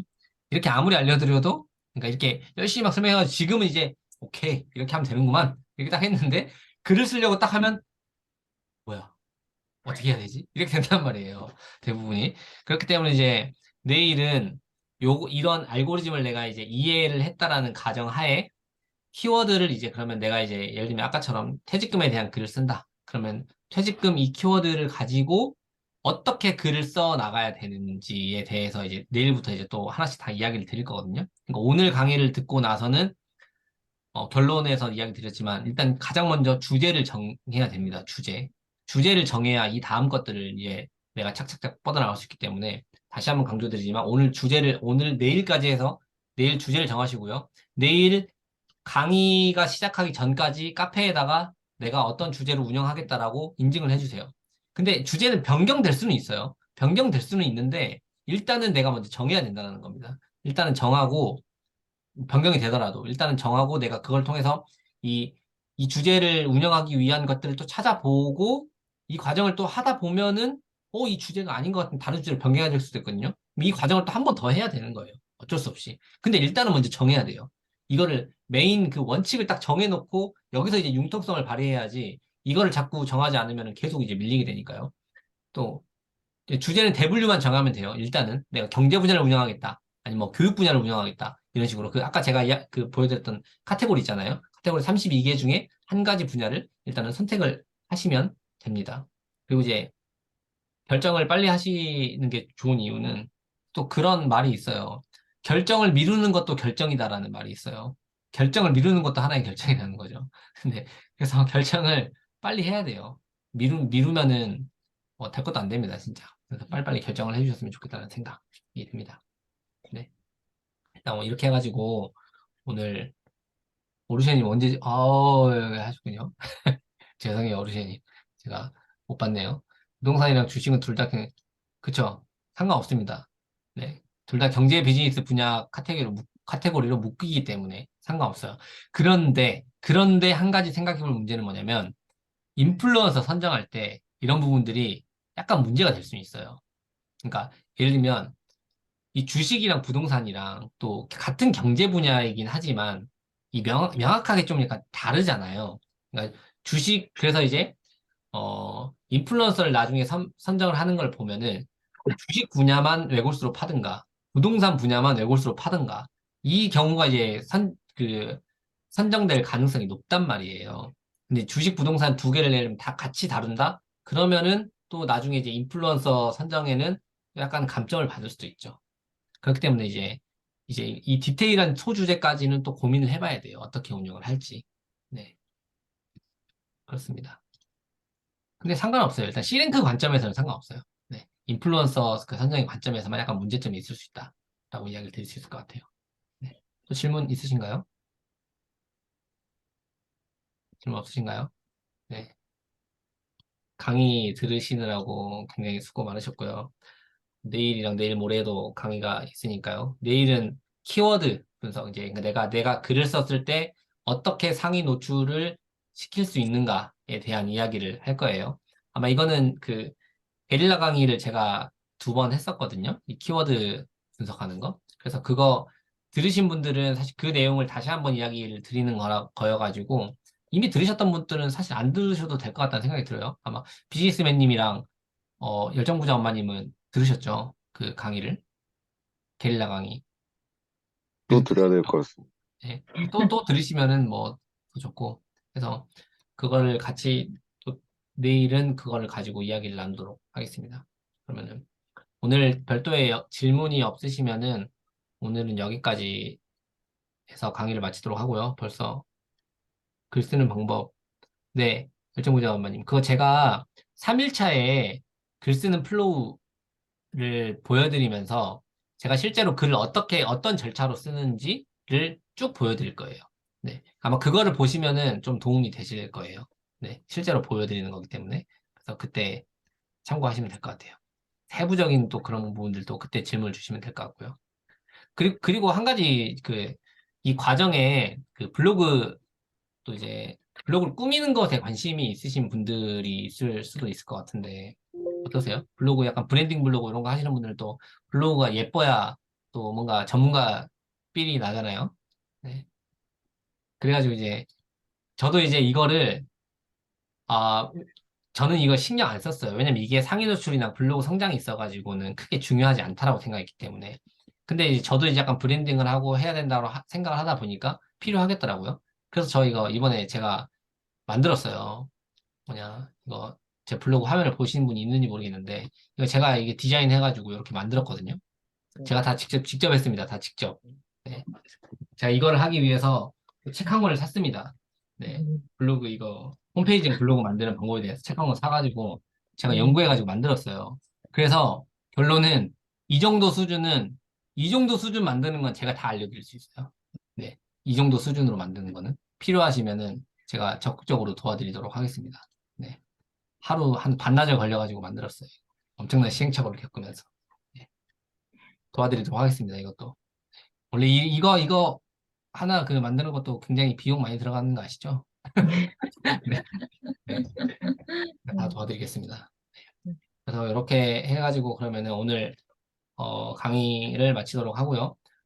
그때 제가 이제 일방적으로 지금 하고 있는데 저는 쌍방향 소통을 좋아하기 때문에 질문 있으시면 언제든 채팅방에 남겨주시고 카페에도 남겨주시고 이렇게 하시면 제가 성심성의껏 답변을 드리도록 할 테니까 그렇게 진행하도록 하겠습니다. 오늘 또 시간 늦었으니까요. 제가 좀 말이 계속 길어지는데 오늘 이걸로 마치고 또 내일 뵙도록 할게요. 내일 9시 반에 진행합니다, 여러분. 네. 네, 이걸로 마치도록 할게요. 고맙습니다. 네, 네. 네, 감사합니다. 들어가세요. 네. 네.